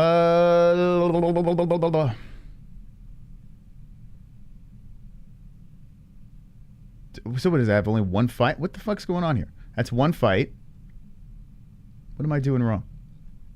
UFC lines. Something up. Oh, here we go. There's something up here. See? Okay. Scroll through this. All right, here we go. So if we pick Glover, actually, I want to go Procházka. I don't think Glover's going to win this one. This is the parlay I want to do. We'll do one for you too then, Jess, if you're interested. I want to do Jiri. Where's Shevchenko? Valentina and Joanna plus 140. So only one under there. So, I mean, I don't think it's going to be big bucks. If you threw 100, you win 320. All right. I know you're against one of them over here. Thinking, but if I go Jiří Procházka, Valentina Shevchenko, Joanna Jędrzejczyk, 100 to win 320. Bad bet? I like them all except for Glover Teixeira. Yeah. Now, if we change this, if we put Glover in there, I'm going to win more. $628 if you drop 100. Now, I think dropping $100 on this thing is, I don't know, it's risky. It's too risky. I don't have the scuttles. Say if you drop $10 on it, you win $62.80, $50, $314. Do you feel like super confident in that one? If with that parlay? Like I said, all of them except for actually, yeah, I'm confident in this one. All right, what I'm gonna do. I'm not confident at all. I'm probably gonna bet straight up. I'm probably gonna bet straight up on the top 3 and see where it takes me. By the way, our bets have been fucking flawless over here. We have been just killing it with the bets over there. We dropped 1,000 in. We've been betting like 3,000 plus, almost $4,000, and we're still up $413. I don't know how, because we've been making some crazy bets on this channel. So we're gonna ride hard. I'm gonna put the bets in on Friday night, but I think what I'm gonna go with is Valentina Shevchenko, which is a lock, of course. I'm going to go with Jiri with 2 favorites over there, and my under is going to be Joanna Jędrzejczyk, the boogie woman bouncing back in the sequel fight. Can Joanna get it done? How confident, Jesse, are you in the boogie woman here since she lost the first one? Does she still have the breast implants? Yes. No, she did not take them out. Shoot, this changes everything. She did not take them out. I might have to go Weili on this one. Yeah. Okay. Here we go. I'm going to put the final poll in the chat. Actually, if you could drop it in here. Jędrzejczyk, or just put JJ or Zhang. I can't put the poll in. Oh, you want me to do on this one? Yeah, drop it in over here. Wait, hold on. What? Put who wins and then put yes or Zhang or one computer went down on us. All right, we're going to do the final poll here. We'll be live tomorrow for the press conference once we found out. Guru made $200 since we met him. Listen, I hope he makes... Mention him, not met him. Met him. Listen, I got to... wait, 200 since we met him? Mentioned him. Mentioned him. So, tonight he made $200? He's saying that from the moment you mentioned him. Oh, I hope he makes $2,000. Like, let's be honest here. I mean, listen, what we do over here, we had $1,000 donation in one shot on this channel. Like one shot, someone hit $1,000 over here. Listen, our community is very, very generous over here. I hope he buys a new wheelchair. I really do, like. Oh my God. Because, Papa, my son needs a new pair of wheels. It's not easy, man, sitting in there making like 400 videos. The dude's dropped like 2,000 plus videos. Like fucking sweating in his beanie. Poor guy. I mean, the guy's, maybe he could buy a salad with that money. I don't know. Like, I feel bad. Like, I feel bad now. Like, it's like fucking shooting fish in a barrel. Let's pump the brakes on the guy. All right. Let him do his thing. Go donate to the MMA Guru. Okay. That's my son. All right. Let's look at this poll. I mean, what are we doing here? It's like apples and oranges. JJ, 77%, 71%? What? All right, keep getting rattle these votes in as quickly as possible. This is the last poll of the evening. Like I said, we're going to be live for the press conference tomorrow. So tune in tomorrow on this channel. If you're subscribed or not subscribed, subscribe and hit the notification bell. And let's see how this thing winds down. We'll get some final comments in the chat. All right. Let's see. Low testosterone guru says Israel. Block Legend says Guru has anal herpes. All right, Snoop Shrek says Guru minus 600 favorite. Joe Byfin says hold on. He says it's difficult to see children suffer, especially from hunger. We pray for you to give the hungry daily bread today. Matthew 6:11. It's beautiful. That is beautiful, man. Strickland's burner says 116. By the way, so Strickland's burner, hilarious. By the way, that guy he's so triggered by our success over here. Like he's so infatuated. He was jumping in the Discord saying, I'm going to take your channel down. Listen, I got to be honest with you. If that is the hate in your heart, you can go watch that fucking guy, man. If that's the community you want, dude, feel free to hang out over there. I don't know why you're wasting your time over here, man. I mean, listen. He's angry? He is so mad. And everything I say, I just hand the guy L's and L's and L's. Like, he just can't get it. Yeah. Like, he's just the type of guy. Oh, so like no matter what you do to make him look stupid, he keeps going because he thinks he's winning. He's the dumbest motherfucker I've ever seen in this chat. Like, the dumbest. It's kind of like, he's like the dunk clown. Like, he just keeps coming back for fucking, to get dunked. It's so weird, man. It's a lot of people. He spent 12 hours in our Discord. Yeah. So triggered. And I had to just fucking kick him eventually because I felt bad for the guy. Like, he was literally... I just saw Street Guru said Guru's not here to take part. He's here to take over. Isn't that something you used to say all the time, Moss? Yeah, Conor McGregor, then me. Yikes. Listen, there's... It's okay, man. It's all right. We get it. Guys, listen. It was a good effort, but it's failed miserably. I gave you a bunch of clippable things. Let's see if you have the balls to clip it. Clip my shit, send it to the Guru, man, and see how he responds with his witty response. Post it everywhere. My man's sweating right now. My man's probably in his hat, just fucking shaking in his wheelchair. Guys, there's levels to this game, man. And trust me, you don't want to play. You could fucking spam my chat all day. I could just eat this shit up. Like I said, this is not. But you have to remember, Moss, they don't know where you, like, they don't remember. It's my wheelhouse, man. Yeah, this is where you came from. So I don't think they realize that. So, you know, to them, it's like, oh, this guy's easy. I live for this shit. This is not James Lynch. Listen, I love James. Great guy. James is a good guy. He can't handle this shit. Like, Guru goes over there and tries, and this dude's like, it's flustered, starts banning everyone. I'm not going to ban you motherfuckers. Email says, no one cares enough to clip this, I think. But you're here, so you care enough to be here. But that's the thing. You won't clip it. You won't clip any of our shit because I roasted your boy. You won't clip a damn thing. You won't. You clip Jesse on fire. You'll clip everyone else. Because he sucks Guru's ass to try and Because win everyone him else over. is kissing my man's ass. Yeah. Not these guys over here. He could suck a dick. He could suck a dick for all I care, man. Listen. You know what's weird is when you first brought him up, I was like, oh, what's the big deal? I don't understand like why you have such animosity. And then I started to realize like, this guy's kind of a piece of shit. Like, he's Guru. Like, he's kind of... No. He's not a piece of shit. He's kind of a piece of shit. No, hold on. I saw the whole Jesse on fire bullshit. No, he's not only physically disabled, he's mentally disabled as well. It's hard to watch. You know you shouldn't laugh when Timmy sticks a fork in the electrical outlet, but goddamn, it's hard not to. Let's be serious here.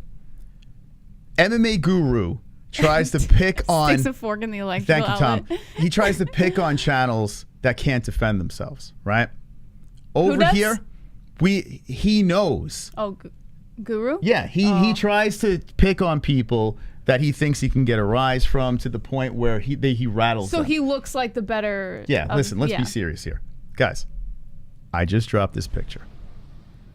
Now, if you take this as the first shot, if you're offended by this, and you have to send people over here because you're offended by this, I won. We'll see you tomorrow. Thank you guys so much for joining us. We will be live again on Friday night. Actually, are we going to be live tomorrow for the press conference? We're going to see what time the press conference Maybe is. tomorrow for the press conference, but definitely Friday night, 10 p.m. Eastern time for Fook Off Friday. Make sure you're there. Hit the like button, hit subscribe, hit the notification bell. Thank you to our sponsors, Head Rush Apparel, Sheath Underwear, MyBookie.ag, UFC on ESPN Plus, and Undisputed Belts. We will see you guys then. And don't be an a-hole, be an MMA hole.